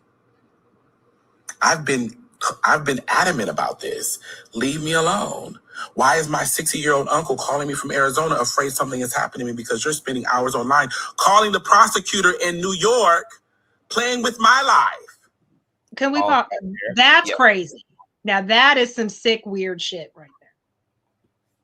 But we know that this is how they give it up because like leader, like minion. Because right. The Whisperer is a menacing, stalking lunatic and psychopath. Of course, his followers are of the same broken, twisted, warped consciousness. How mentally unwell do you have to be to have stalking charges at the age of 12? You have to be. Could we just sit with that for a minute? But you have to remember, this is the same person that was in it, that was fucking off on his own biological brother. Again, and yet these women say free him. I just don't understand. Do y'all not really know who this man is? Or are you just taking the clips and the things that you like about what he says and running with that and not doing any further digging into his background? People, all of this shit is parasocial, and the bonding point is the trauma that's in the underbelly of the parasocial communities that get built. When he sat with Tasha K, he spoke about how him and his brother was in sexual exchange, etc. Now, we only heard his side of the story, but because he's a liar, you know, I'm inclined to speculate on whether, because he would say that he was being molested. As far as I know, it was ancestral. They both were minors. And this was a shared experience. Because see, when you get the line and you have a pathology of lying, just line, I'm liable to have to just be like, girl, you either take it at face value or question the credibility of what's going on. I mean, I can't necessarily, even with uncredible people, I don't necessarily like to take molestation accusations. I will, because right here we are talking about the well-being of a person's mind. And unfortunately, we live in an age where people even weaponize those type of claims too, and just all out lie. They lie on famous people, lie on public figures, etc. It happens because, to your point, people are mentally unwell. Now, why they're fucking not well, I don't know. But those people who also weaponize those type of claims make it really horrible for people who have actually been through this. This is the type of sick society that we live in today. And to your point, you're sitting here questioning what type of person, these type of people do any and everything that can and will be done to have a grift. They emotionally grift off of the audience. They even create injury and shit that never even happened to them just to financially and economically benefit off of audience, just to galvanize and attract. You know, like, we are living in this age where people are literally out of their people are crazy. Like, people are out of their fucking minds by every which way. And so now, unfortunately, you know, it just for the DL Whisperer girl, like, you lied about things that are also even provable. Now, that tells me just how sick you are when, like,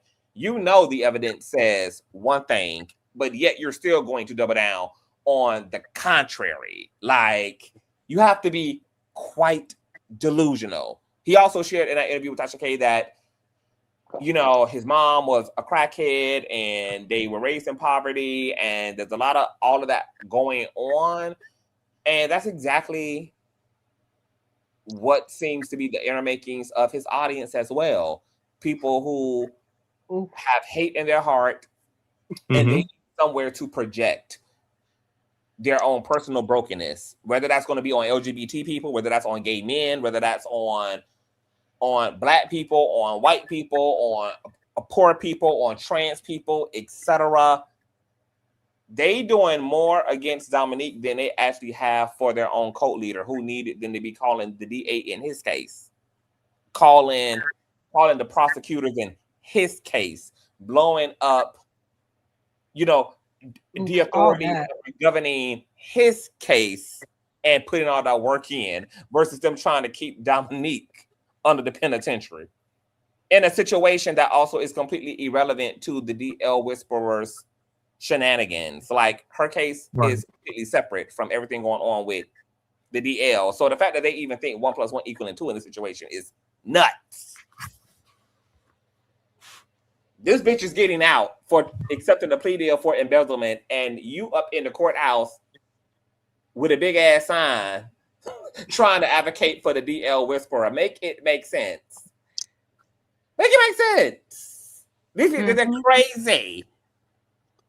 It's lunacy right now.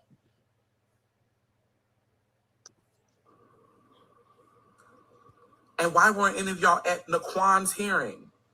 So that's the only thing I can clear up. She was talking about some motherfucking I need to know. Yeah, no. For me, I don't believe all of anybody. I don't consider all people to be a victim. There are accusers, and then there are victims. And these are two separate classes of individuals. No, I don't believe just anybody's allegations against a person. I think that that's kind of very irresponsible. But what we also don't have to do is invalidate somebody's claims, especially if we don't have no information to defend the latter. So we can do two things at the same time. People can express their experiences and then being violated, while also not unfairly indicting the accused without these allegations being put through a thorough investigative system, because you run the risk of weaponizing an allegation against perfectly innocent people, which we historically have data for. There have been so many people, particularly men, innocent men who have been on the receiving end. NBA players, college jocks, who took their lives as a result of false allegations, who end up serving time in prison for things that they did not do, who lost their scholarships, who lost it all behind something that was a lie and pushed by a unwell, obsessive, emotionally unregulated woman or entity. So for me, yeah, no, not as a public figure. I can't, for me, as a public commentator, I can't afford to run with just an allegation as an absolute. We can hear the allegations out. We can explore the allegations. But until those allegations are put through a well-vetted system, I think it's best that people do exactly what the courts do. Just like you can't walk into the courthouse and just make an allegation and get somebody locked the fuck up. There's going to be a due process. There's going to be an investigation into those claims. A claim alone should not be used as a substance.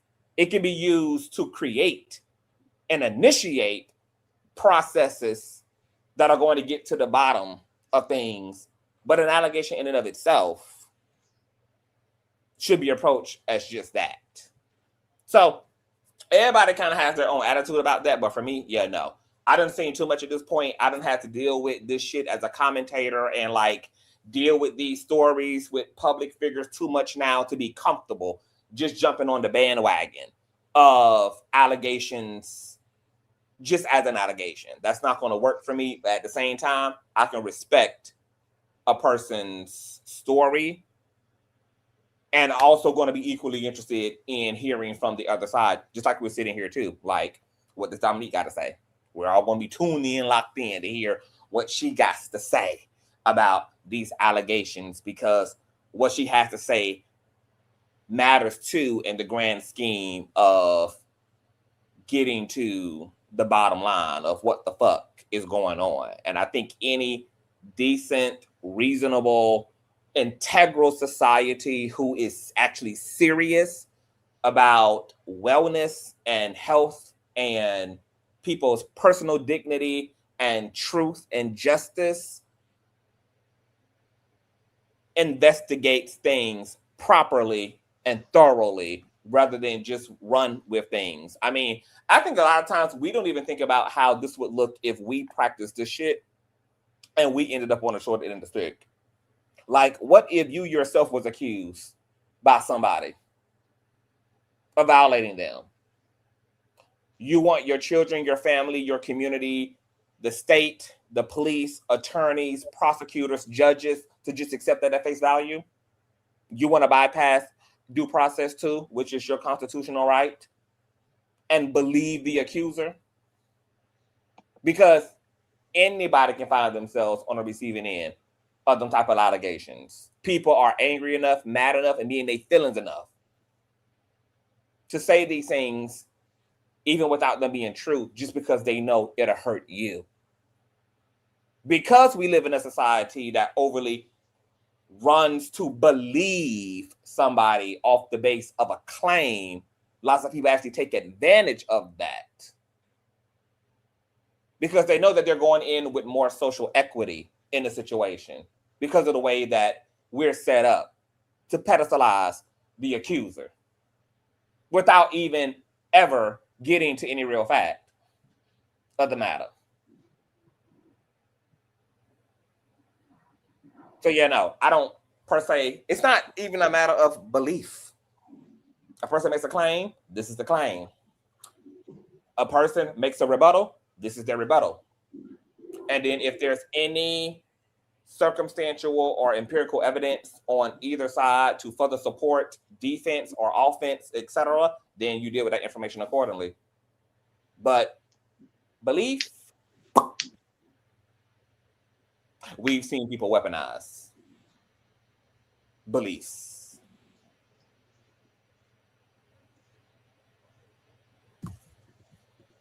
That's fucking utterly insane. It's $230. Hey, Leroy. I spent $70 on lunch for a sandwich. I need my restitution. Spiritual whistleblower, I wish her luck. She needs to sit down with Cheyenne Bryant. It's equitable. She full of shit and Cheyenne full of shit, and I hope they shit on each other. So, well, I think my hang up is the term victim, because to say believe all victims, if you haven't put this, if the situation hasn't been vetted, you don't know if this person is a victim, which is why I'm more comfortable with the term accuser than I am victim, because accuser is more true to the context versus victim. Now, a person may know that they've been factually victimized. Us as viewers don't know that to be a fact or not, which is why investigative systems have to be a part of a working balance society so that we can differentiate and distinguish between who's who and what is from what is not. And we're literally living in too much of a gutter snipe ass society where people just do and say anything for a Klondike bar. It's a wild, wild west out here. We actually need responsible, honorable, integral investigative systems more than not at a time like this, where everybody wants to have the upper hand on somebody. Everybody wants to big up somebody. People are willing to falsify receipts. People are willing to doctor fucking receipts. Like, it's out of control. It's out of control. What I fully trust in is investigative processes. I respect investigative processes that do their due diligence in situations. Too many people have been hurt and harmed, and too many true victims and real victims and actual victims have also been abandoned and left to suffer in silence. And so, you know, these are things as a society that we just have to continue to build upon and work toward refining so that truth is centered, which can lead to whatever justice needs to look like to whomever it applies to. But I think, yeah, the hang up is like victims, because you're going in assuming that one person has been violated and that the other person did the violation. I think you can respect and hear an accusation and claim while also respecting that a person is innocent until proven guilty, especially if action needs to be taken in the given situation. But I don't think you take anything away from somebody making an accusation by accepting them as a accuser first and foremost before a actual victim. And I'm not really sure how many people are really comfortable with having innocent blood on their hands. I know that I'm not. I'm not about to bust hell over no motherfucking body. Over being on the wrong side of nothing, which is why I will go out of my motherfucking way. I will go out of my way to the scorched earth, girl, to get to the bottom of the bottoms, girl, because I'm not busting hell over nobody playing no motherfucking mind games or wrongly persecuting somebody or allowing my naivety to be weaponized, etc. I always have a motto that God puts me in positions that I can defend. And that's the case because I take time to motherfucker get to the rooty tooty. I'm in a situation right now where I'm about to get to the motherfucking rooty tooty because a motherfucker got the audacity to play with me knowing that I have the facts of the matter. And we're going to let them facts fact accordingly in a system where it counts. And then we're going to come back and see what type of a conversation we're going to have in the aftermath of all of that. In the realm of accusations and claims and who's innocent and who's the big bad wolf hanging around. So yeah, don't even get me started on this shit, because baby, that's a whole nother situation. The 28th, I'm in the courtroom. I'm in the holding cell, and the court bailiff comes back and was like, "Oh, your supporters are here." I'm like, "Supporters?" I just thought it was motherfucking Monroe, but I was like, "I know I got people who fuck with me who live in New York. I don't know what's going on." I'm blind. I see 3 people in the back of the. By the time I go in, it's like 12:30. So she's talking about the whistleblower and whomever these other minions were that showed up at her hearing to be released. There's 4 people in the courtroom. It's three black women on one side in these t-shirts, and I could tell there's something up there, and then Monroe. So the hearing happens. There's more I'm going to tell about exactly what was said in the hearing. Have we already heard this before? I feel like we already heard. Yeah, I think you rewound it a little too far. Okay. Okay, so that was part 3, girl. Then she also did a video addressing her love for T.S. Madison, because you guys know that the whisperer was hooting and hollering about how T.S. Madison don't really fuck with Dominique, and she didn't show up and show out for her, blah blah blah blah blah. And how Dominique allegedly snitched on her and Dee, and Dee did a video and said, "I'm going to file charges on the whistleblower tomorrow." Okay, so let's actually pull that up. Dee said but when he get back to Texas, he filing more violations on both their asses immediately, because this is collusion. Baby, hoes want to go to jail. Okay, y'all playing with people head tops like this. T.S. Madison boys, collusion. So this help. Huh? I'll say he needs help. So here's Dee's response to the whistleblower. The spiritual whistleblower and radio whisperer have been in coordinated collusion to harass, stalk, and continuously violate protective orders of not only T.S. Madison, myself, but now Dominique Morgan. And because of these repeated violations, when I get back to Dallas, we are going to formally file a motion to have those shell calls reviewed. See, you sunken-faced, slew-jawed, chiclet-teeth bitch, posting videos of me To indirectly attack Madison or Dominique Morgan or mention anything about me at the hands of the DO Whisperer is a violation of those protective orders. Y'all keep trying to disguise this harassment, this intimidation, obsession, and Not they thinking they helping him, but they actually really harming him. My God, retaliation as commentary. And legally, that distinction matters. What y'all are doing is not advocacy. It's fixation. It's coordinated harassment indirectly at the hands of that boy. These are coordinated attacks against people you don't know, and you sit around sunken in the face, demon in the eyes, bitter, miserable, insecure, talking about all people are sociopaths and people are narcissists. You are exhibiting the exact behaviors of a mental case, bitch. And you think you are advocating for a man who has been stalking and harassing strangers since he was a minor? Did he tell you that he has convictions as early as the age of motherfucking 12 years old, bitch? For aggravated stalking, aggravated terroristic. I did not know that his pathology went back that far. I gagged when I heard that. I said, wait. That boy is sick. And see, and that's why I said what I said. Like, I know. The boy's sick in the mind. And yet these women are just saying, free him. Free him.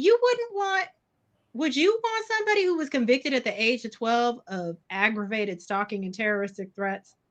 Would you really want somebody like that out here, quote unquote, advocating for you? Who in the hell is he stalking at 12 years old? That's what I'm saying. That's a child. Wait a minute. Capacity to stalk at 12 years old. He's not even a preteen. He's still a my God. That's crazy. It's wild. 12. You think you are helping him by screaming free DO Whisper and using my motherfucking likeness to attack Madison and Dominique? You fucked up, bitch. And you just fucked her up because she going to jail in Texas now, ho. I'm going to address this a little later in full. Y'all stay tuned. My God, today. It's a lot going on. I mean, when it comes to Mr. Naquan and this other woman, like, people can say what they want about Madison and Dominique, but here's the thing. D has all the facts that prove that he's been a victim of all of this. Yeah. That's why he got a lifelong TP, a lifelong restraining order against the nigga. Right. And has given us the proof of it. And yet people still want to discredit him as if that man didn't just pick him out of a lineup for no reason and just went in on him.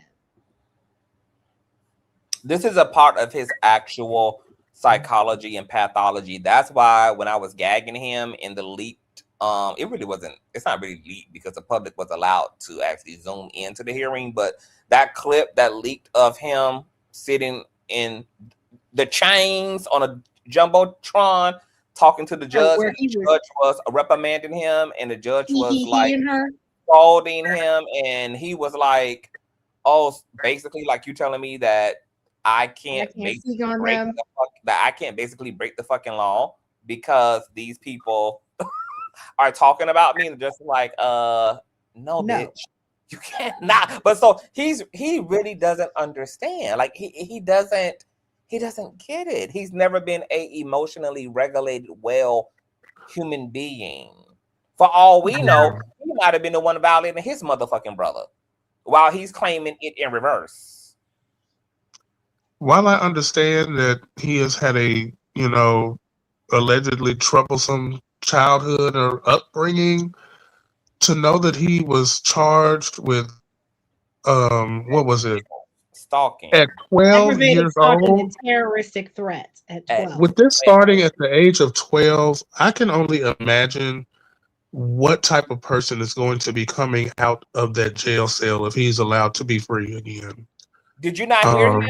He was saying, Trey, that basically he's prepared to get back to the shenanigans. All of them jail calls is what they're using to help, fuel Maddie's defense, because this boy is literally an endangerment. I was saying early on, I don't understand why the judge hasn't like put him through a 5150 and make him undergo a psyche eval, because it's really giving, girl, that like this boy might be an endangerment unto regular smuggler civilians. Might be. He needs a. I'm sorry. He needs a straight jacket, or he needs to stay behind bars. He needs to stay away from people. At this point, Yeah, he needs to be institutionalized at this point. He needs to be medicated and put in a right? corner. And at this point, I think Jabberjaw need to go right there with him. Cause girl, you giving the same set.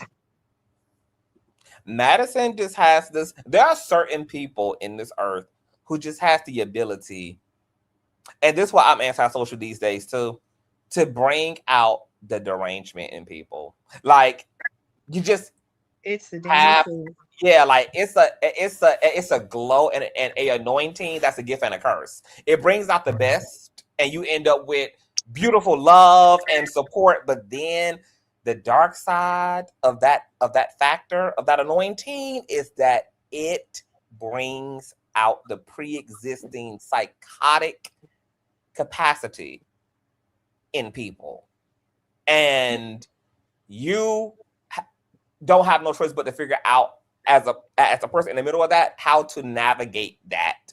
And for me, I haven't figured out how to navigate it aside from fucking hibernating away from society, because I don't know how to even, I don't even have it in me to navigate insane people anymore, because it requires so much. And these people are so bombastic and sick and menacing and relentless, and they believe in their delusion. They literally believe it. They're living inside of a simulation in their own consciousness, and they cannot be persuaded by fact. They cannot be persuaded by moral appeal. They can barely be persuaded by the law. Hell, they'll break, as we can see, they're willing to break the law. They're willing to sabotage their own lives. I mean, these people are complete and utter train wreck. Unhinged. Yeah, completely unhinged.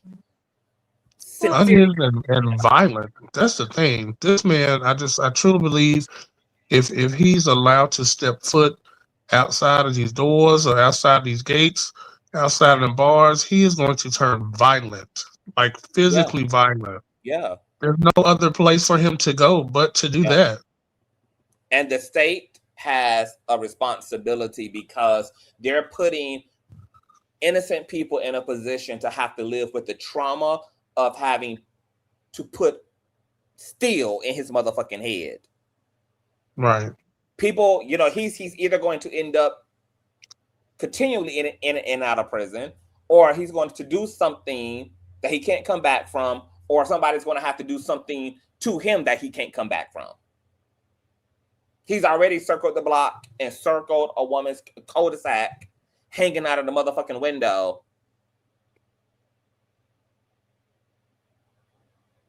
for 5 hours, taunting, menacing, you know, doxing other people, even outside of fucking Maddie. It's like, how much more data and information do they need? Like, I really hope that between these attorneys, T.S. Madison's attorneys, and Dominique's attorneys, that they do their big one on this individual, because they may be put, I mean, because imagine if he was already this upset with them over non-existent issues prior to getting incarcerated, how mad and deranged and demented and how much more pressed is he going to be upon release regarding these people?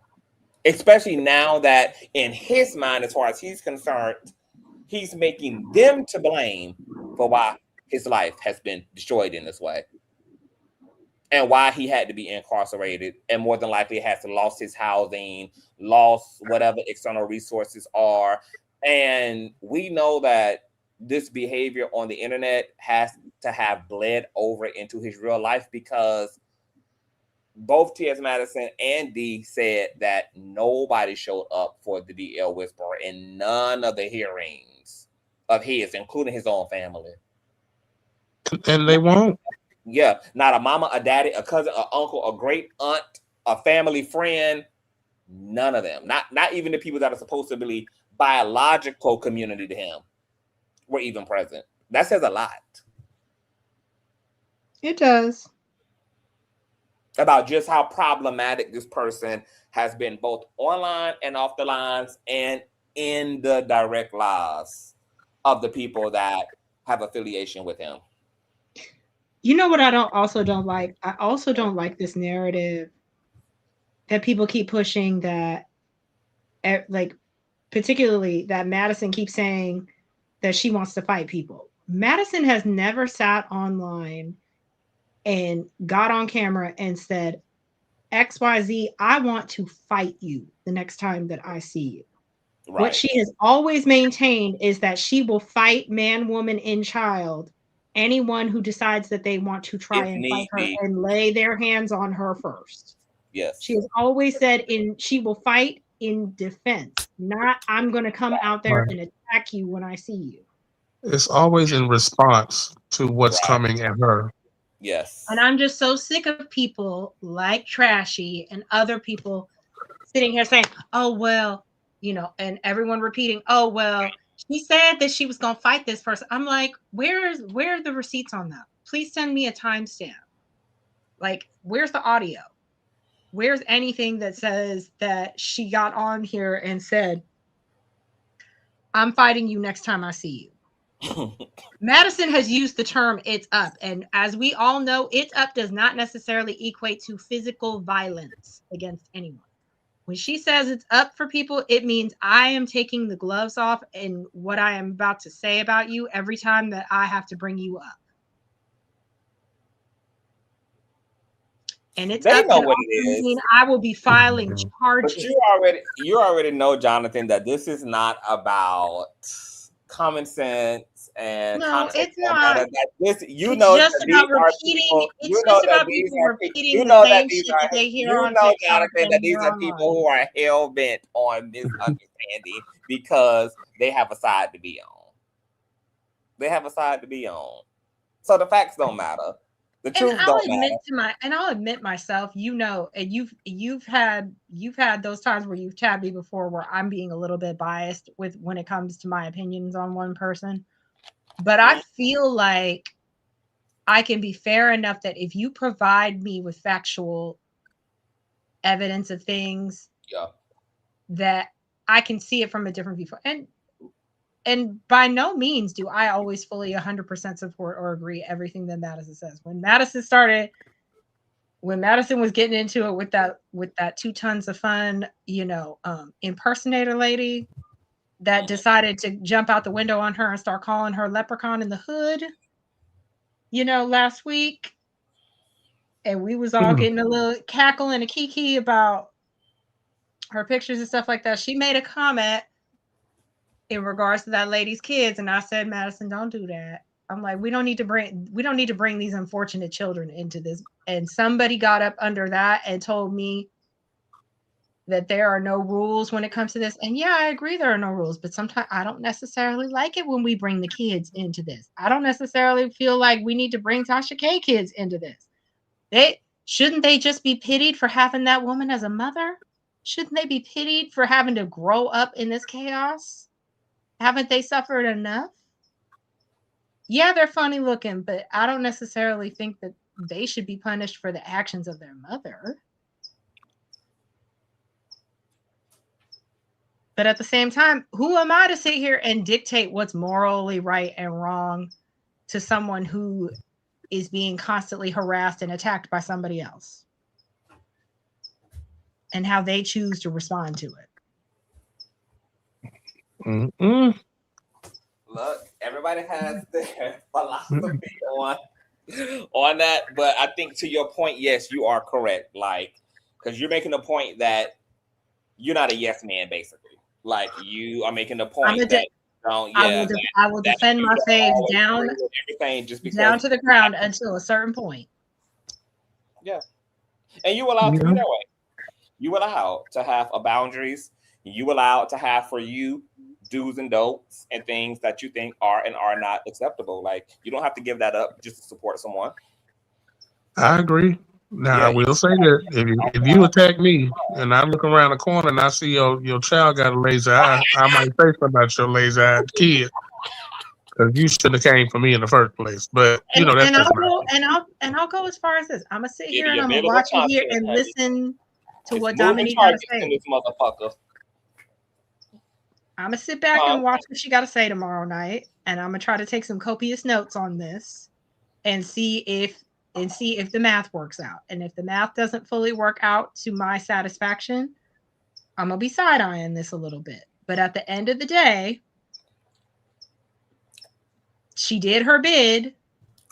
Whatever else comes with that is whatever else comes with that. She got to sit here and be on probation for 5 years. So then be it.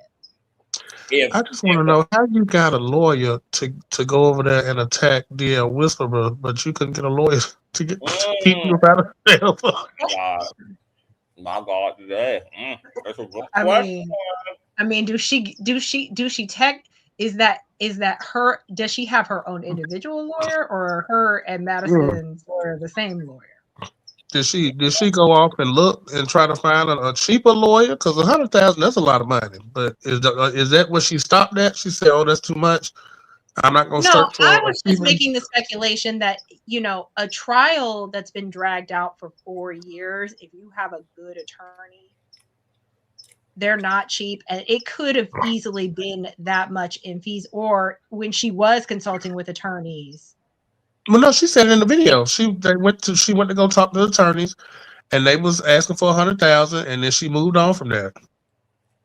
And I believe that, because a good attorney will cost you something like that, depending on how long they feel like they're gonna have to work on this. Yeah, especially in New York. Shit, and that's why I told Conscious, I said, you know what, depending on what they were telling me I was gonna have to serve, even if I was fucking innocent, I might damn well fucking sit here and consider going to jail for 30 days just to get it off, just to get it out the damn way. Here's the thing. And I'm somebody that has the luxury of spending $100,000 on an attorney, but I don't want to. But here's the thing. She wasn't even at the point of trial. Like at the last minute, because she didn't want to consult with a lawyer outside of the one given to her as a public defender, until the last minute. So of course, by that time, because now they're charging her to have to go back in, because now they have to go do the lead work to understand her case. They got to go back to the beginning. They got to read through everything to catch up on the case while preparing for, potential trial and what plea deal should look like. So they're coming in at the last minute. So yeah, that number probably is accurate, around $100,000. Like, you're going to pay out real bad if you put an attorney on your case in the middle or the end, because they got to play the catch-up game. And that means that they're going to be taking a lot of time out of their lives, from their family life, as a mother, as a father, etc., to pretty much like play catch up on your fucking case, which is going to be all night and day, especially if there are deadlines approaching it and everything else. So it's a lot of rigmarole. It's a lot of mental and emotional labor. It's a lot of physical labor. So yeah, but that's what I was saying. Why would you even go in with a public defender from the beginning then? Because that amount of money wouldn't have looked like that if she had to just retain an attorney from the beginning. Yeah, she would have been paying a regular. Couldn't the theory on that be that she thought that this was going to be an easy open and shut thing, because she knew that she hadn't done anything wrong, and then when it dragged out for so long, she realized, oh, okay, maybe I need to retain a better attorney? I don't know.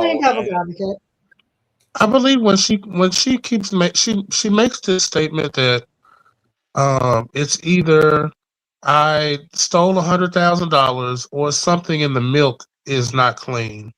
To me, when she says or something in the milk is not clean, I feel like that's partly her admitting to some type of fault, sort of guilt, just not $100,000 worth of fault.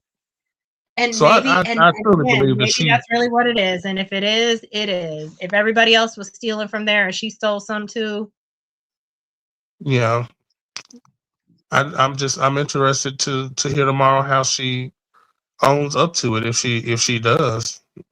It seems like Conscious was saying it may just end up being a bunch of finger pointing and a lot of whataboutisms. I do hope it's not. I do hope it's not, because if there's one thing I will give Madison and even Craig to some extent, when they tell us their business, they're pretty honest about what it is they have done in their past. Right. And they don't normally try to justify it by pointing fingers at other people. Right. I think that this particular specific situation is even harder for her to navigate, especially when you know that she's a part of this thing with T.S. Madison. So her name is, tied to it for the long run. So with Maddie, coming out of her own pocket, and I'm sure that they're out there looking for other sponsors and things of that nature.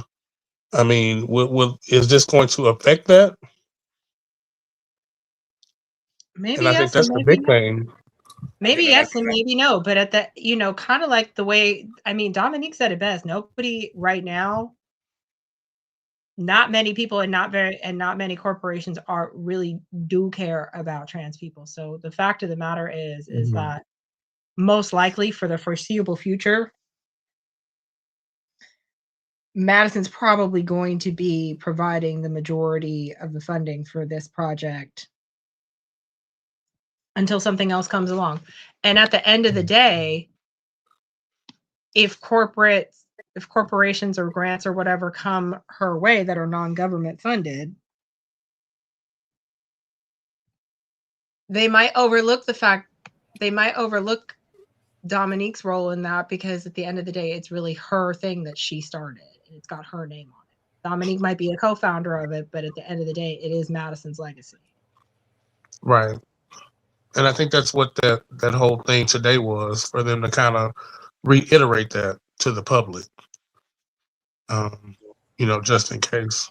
I'm gonna be honest. If my friend made me look this motherfucking bad, bitch, you're gonna have to sign me the rights over to the project, to the girl, because I just feel like, what? Like, why should I have to suffer? Like, why should I have to suffer? Because of something that you did. Well, you know what's funny? There's two lives from today. There's that live with her and Dominique, and then there was a live that she did this morning where she kind of talked about how her and Dominique became friends and how Dominique. And I was going to play that, but I didn't know if y'all wanted to listen to that too.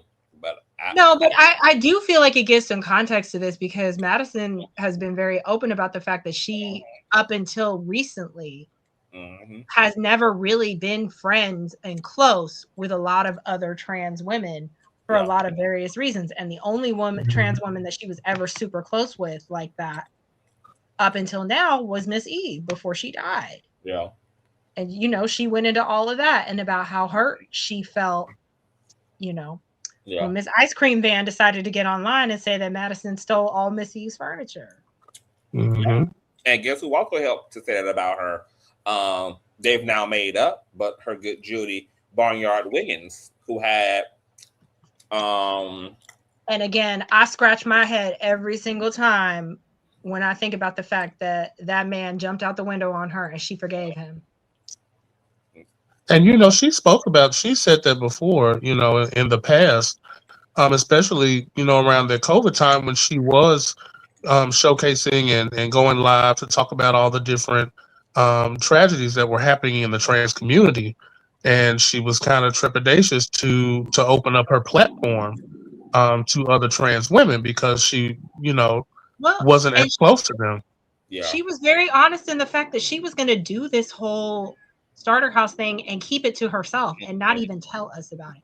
And in a weird way, I kind of wish she hadn't. I kind of wish Dominique hadn't even encouraged her to be public about it until it was all said and done. Right. Well, I can also see why. Because, like, if with the starter house being about crowdfunding, then she needed the publicity as well. Which is why, because I think this is also why she kind of tough on We Network's head top too. Because if they would have featured all of that, featured the starter house and all of that, that could have helped to bring a lot more visibility to when she told me about how they screwed up filming for season 2, I knew in my spirit that it had something to do with the network and why they never filmed the season 2. And that's always what pissed me off, because she would have got such good ratings for season 2, because around that time is when all those big things started happening for her. And I kept saying to myself, I'm like, damn, if they was only here filming this. Damn, if they were only here filming this right now. They would have had a good time. This would have been such good ratings. Starter House stuff aside, they would have been filming her with the Beyonce stuff. They would have been filming her finally getting recognized on Drag Race and going to Drag Race and just following her through all those things that she was doing in New York and LA and all those things. Her going overseas to guest star like on Drag Race UK, on Drag Race versus the World. All of those things would have made for great behind the scenes, for great TV. When they started Fag Talk, when they started going on the road for that. And they just let that, and and she was trying to be very, what's the word I want to say? She was trying to be very accommodating and patient. Yeah, about that, because the truth is, because that is always what happens at network. Anytime that they start changing executives and shit over at networks, it kills all the projects that they already have going on, or it kills the IPs that they already have well established. Like, it just always does. I mean, we see that happening with streaming services all across the platforms today. And that's the stupid part about it. I don't know Madison or Dominique personally, but just knowing friendship dynamics, I really hope that Dominique is putting in the work, because this is a. I feel like she has. In order for Madison to ride so hard for her, she has had to have put in that work for her. No, I mean, like, currently, like, putting in the work, making sure that she's putting in and continues to kind of mend, because when you think about Maddie and how she is very guarded, because it's not even just from the trans community, there have been a lot of people that have come into her life that has had some type of falling out. And it's kind of left her in a space where she's had to pick up the pieces. And, not saying that she's picking them up now from the starter house, because the starter house is still going and it's still her child. But, this definitely has put a hamper on it, to say the least. Yeah. Well, it's put it under unnecessary and unneeded scrutiny. Yeah. And the bleed over that is real, because if the starter house is supported by crowdfunding with all her ops and all of this, trying to push all this bad publicity, that's what they're really trying to do, is accomplish a lack of trust in the public toward T.S. Madison and sabotage the starter house growing in its endeavors by constantly pushing out misinformation and disinformation about, how it's ran and how it's funded. And then with Dominique being in the position she in, it just kind of was a recipe for fucking disaster. I don't think ultimately that it's going to have, because one thing about Maddie is that's a super blessed bitch, and she always comes out on top no matter what. So I know that the starter house is going to be okay, even with everything that the ops are trying to do to sabotage it. But to Trey's point, I do wonder, like, how Dominique is, how she's posturing herself in this situation, given that her actions, have had a bled over and a rollover impact onto Maddie. Well, one thing we know for certain: if there is an issue, and if there will be an issue, we will never know about it. And that's just the plain hard truth. If there's any issue with Madison and any of her any real close friends, we're not going to know about it. And that's probably best, And Right. you're right. It is the best because frankly, we don't need to be in the middle of that. Whatever they got going on between them is what they got going on between them. Exactly. And I you do said, say I will also say that I love that they are, embracing her and giving her, the type of love and positivity anybody would need, coming out of jail, no matter how long they've been in. So it's good to see that. I will say this. I know that a lot of people feel like Dominique talking about her privilege, about getting released and like how lucky she was to be privileged as she is because it could have been really bad for her. I know a lot of people felt like that was kind of tone deaf in the way that she said that, but some of the things that she was saying about what they wanted, like the fact that they would only give her $200 out of whatever money she had on her books, which means she had way more than that still sitting on her books. The fact that they were like, oh, you have to come pick that up in 2 days. You can't have that right away. Oh, you can't have your personal belongings right away, even though we just released you from court. You got to make an appointment and come back to Rikers and pick that stuff. Like that to me just speaks on just how fucked up our criminal system is. Because it's like you want people to basically go out and commit another crime just on being released because you basically want to give them $100. Yeah, because most of and a prison tea and sweats and say go about your merry way.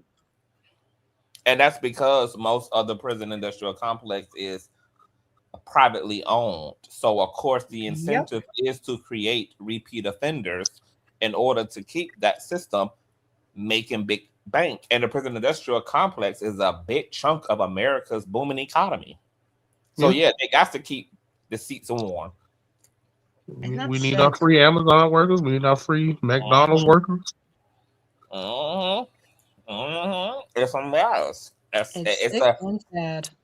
And that's why we call it systemic, and all that's happening under the guise of capitalism. So, it all collaborates and works together to create the fuckery of what we call America. So since we got you here, the keynote taker, I'm not even sure if we have to really play Maddie's video. Do you want to give us like a summary of basically what she covered in the 59 minutes? The most recent one with her and Dominique, or the one before that? No, the one from earlier. Like, because I was watching earlier. Oh gosh, I know that she talked about We TV. She talked about We TV. She talked about her and Dominique's relationship and how they became close and how she really fucks with Dominique because all in the beginning of their friendship, all Dominique was for her was just like, hey, look, I just want to love on you. I don't want anything from you. I don't need anything from you. I just want to be supportive and love on you. And that really spoke to her because she very rarely has ever experienced that kind of friendship from a lot of people where they're just like, all I want to be is your friend. I don't need anything. I don't want anything. I'm just here. She talked a little, she brought up the stuff back in the day with Kaya. She talked about Miss Eve. What else she talk about?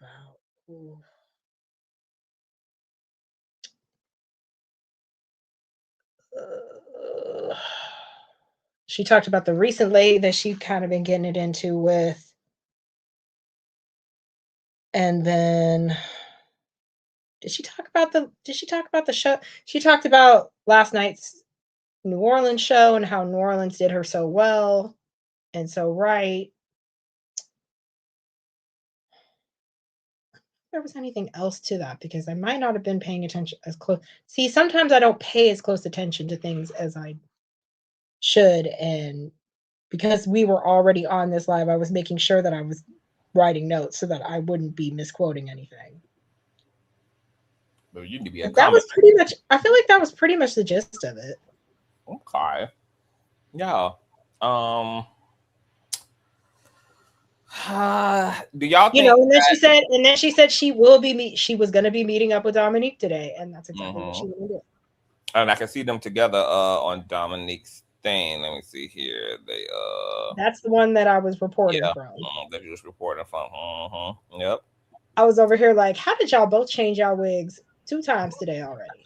Because it's a wig, Jonathan. It's meant for the switch up. I know. It's But meant for the still, switch it's like, up, honey. we're from dark hair to blonde hair. We're from light hair to short. Yeah, honey, because everything got to be complimentary. Everything got to be, you know, everything, you know, it's a whole outfit ensemble, honey. The hair got to hair with the rest of the ensemble. You know, I know all about them things. So, okay, so my question to y'all is, do y'all feel like with the spiritual whistleblower basically trying to be the female version of the DL whisperer, and she's already unhinged all by herself and a lunatic all by herself, do you think everybody should pay her dust? Or do y'all think responding amplifies the lunacy? I'm paying that lady dust. That's for goddamn sure. I don't go on those people's pages and try to argue with them people in the comments, because that ain't gonna do nothing to convince none of them. Right. I don't think that. I think it's just fanning the flames. At this point, just leave her alone. And if she does anything that we can take it to the laws with and go about it that way. That's how I feel about it too. I hope she really realizes the precarious predicament she's putting herself in, because she's setting herself up to be right in a jail cell right next to him.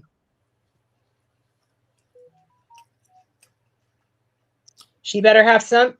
Here's the one thing I will say. As much as I don't like Michelle knows her limits, because she's not trying to go to jail. Tasha don't care. At this point, Tasha knows. Hold on. Do she, Jonathan? Because she damn sure filed fake copyright strikes and then filed a false copyright claim with the Copyright Claims Office. I might backtrack that a little bit. She wasn't smart. She wasn't smart in that instance. She wasn't smart in that instance. And if there are legal ramifications that Madison chooses to go after her about that, she knew exactly what she was doing, because she had to intentionally deceive the copyright authorities to do what she did. You can't even make no mistake about it. It was intentional. No, I know it was intentional, but she might have played a little too hard with that one. But what I'm saying is that as she has never put herself, as far as I'm aware, in a situation like this to be, held accountable for libel and slander, even though I feel like she should be at this point. Yeah, she actually can. She can be held accountable if Maddie wanted to. I mean, honestly, all of them is gender and all of that. All that can be considered. All that is part of a hate crime. And T.S. Madison is a part of a protected class. Well, I don't know how much of that is recognized at this point with Trump's administration, but she should look into the state laws in Georgia, because a lot of that can fall within. I mean, I believe that they have. Here's the thing. I believe, if I'm remembering this correctly, I believe that Madison's attorneys did send her a few things reminding her about the fact that she did dox her on her own platform. And about the penalties that come with that. And they probably have tapped her on her shoulder about these false copyright claims that she's filed on her. So I guess it's just one of those things that we gonna monitor and see how she, how she navigates. If she keeps it up with the videos. Because at the end of the day, Michelle might not have as much money as she claims to have, but I feel like she definitely has enough money to drag out a court case. Oh, for sure. Because she's I think that's really. She done took Funky Naniva through there. She done been in court with Chris Stokes. So she done been through the legal system. Or Sheree Ritville. Yeah. She ain't no stranger to any of that. Funky Naniva. My question is did she lose it? We know she didn't lose with Funky, but did she lose with Sheree and them? I think she won her case with Chris Stokes. And I'm not really sure about what happened. And that's one of those things with me where I'm like, yeah, I want her to get some comeuppance, but she's so sneaky in the way that she goes about things that unless she has really let her own malice towards Madison, like, make her misstep, you know what I'm saying? If she's so blinded by her own hatred towards Madison that it's going to make that she's going to catch herself up in her own missteps, I just don't know, like, if there would be enough for that to be an open and shut thing, because you know, with Naquan, it's been more. Naquan dug himself his own grave, basically. And let's be clear, it took T.S. Madison to jump on that in order for consequences to ensue. So she just has to look into what her options are and what laws are on the book and what she could hold Michelle accountable for. And then it'll be a matter of her deciding then, you know, if she wants to endure the journey and put the money and the time toward, you know. Well, and that's what I mean. And that's what I mean. Sometimes it is one of those things. As much as you want justice for people, or as much as you want justice for yourself, you have to ask yourself if it's worth your time. Yeah. And your energy, your money, and everything. Because it's a whole production. Exactly. It's a whole production. And when you a busy motherfucker, etc., you know, you kind of try to pick and choose your battles and really deal with kind of the extreme shit. And then you can deal with the other shit kind of on the back end by just cussing the bitch out and wearing their ass out on the internet and all that kind of stuff. So it just depends. But I know that they're all creeping into an area, though, that's real bad. Like, they really are doing a lot, even in the slander department. They're doing a lot right now. So they etching toward Thanos snapping on their ass. So if they keep it up, they're gonna leave Maddie with no choice but to reconcile some of the shit that's being put on her name by taking their ass through there. That part. Shut their ass down. So yeah, and you know, we have been on YouTube. There have been people who have lost their social media privileges. There are people who have been revoked from even, you know, have been banned from being able to be on social media. I would like to see more of that happen as a consequence. Judges do have the power, especially if the injuries are being caused via the Wi-Fi and social media airwaves, to prohibit a person from being able to mobilize and optimize and weaponize social media if that's where they're committing most of their offenses through. I was also telling Maddie that I think her attorney should push for the judge to also ban the DL Whisperer from the internet, because that's where he's committing his harm. He's galvanizing and weaponizing an audience against her. He has, you know, led the charge. He's literally on record giving them permission to do his dirty work for him. And he really technically has broken community guidelines, and by every stretch of the imagination. So I would use all that and put a permanent muzzle on his ass. Bitch, you think you gonna get out, bitch, and you about to hoot and holler, girl? You think you about to be live streaming where?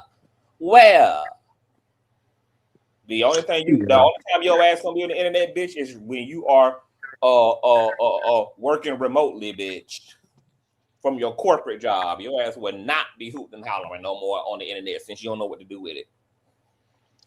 They definitely need to strip him of all of his apps and socials and anything that's going to allow him the ability to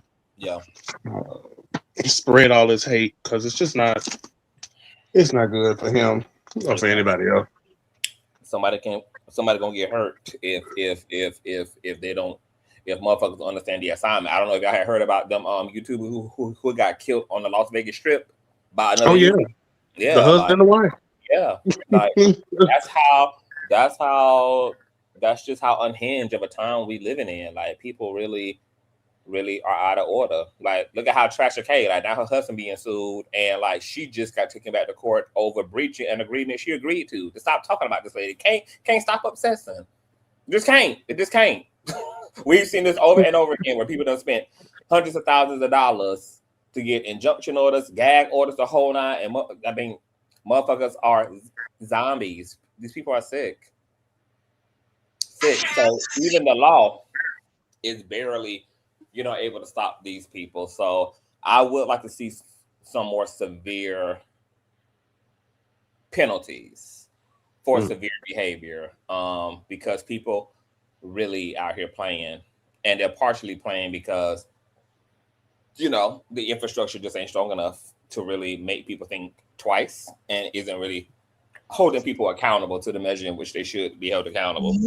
You'd have thought with all the consequences that Tasha has faced with that whole thing, that she'd have let it go by now. But I don't think that lady's ever, like, honestly, whatever it is with this narcissism is what it is, Jonathan. It's narcissism. The narcissism won't let these hoes stay down. They pride keep resurrecting their ass. So they gotta get that lick. I gotta get that lick. I need that lick. I need that lick. Baby, it eats them up to be humbled and to have to lay down. But it's like, girl, you're never in no universe or no timeline are you ever gonna come out on top on this.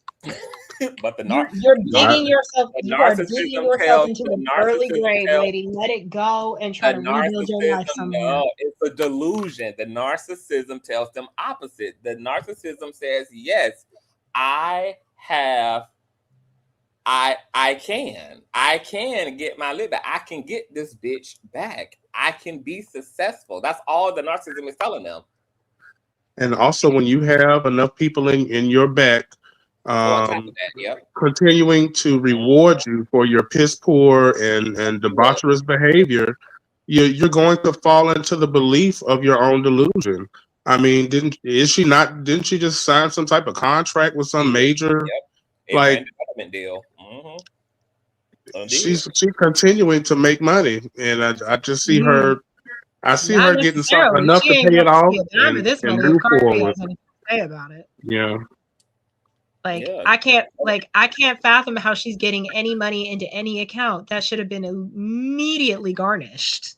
Well, I mean, it is. But you gotta remember, this is why she did the bankruptcy. I mean, there is a garnishment, but you know, it's organized garnishment. So they're not taking, even with a garnishment, they can't just come and take all your coin. Like, you still have to have money to survive and pay your bills with. And then with her having bankruptcy as an intermediary, they help to organize that money. So right now she's paying $20,000 to Cardi B a month. That's what Cardi B has agreed to get.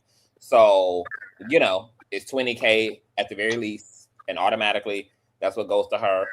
But that increases too over the course of the 5 years, especially as her own personal economy increases. So if with this brand development deal, that reach allows her to get more clicking views, she has more revenue, she has more hits to her personal app, and she's getting more hits to her channel as a result of being backed by that bigger machine, then Cardi B is able to go and ask for higher payments a month in order to conclude that 1.9, etc.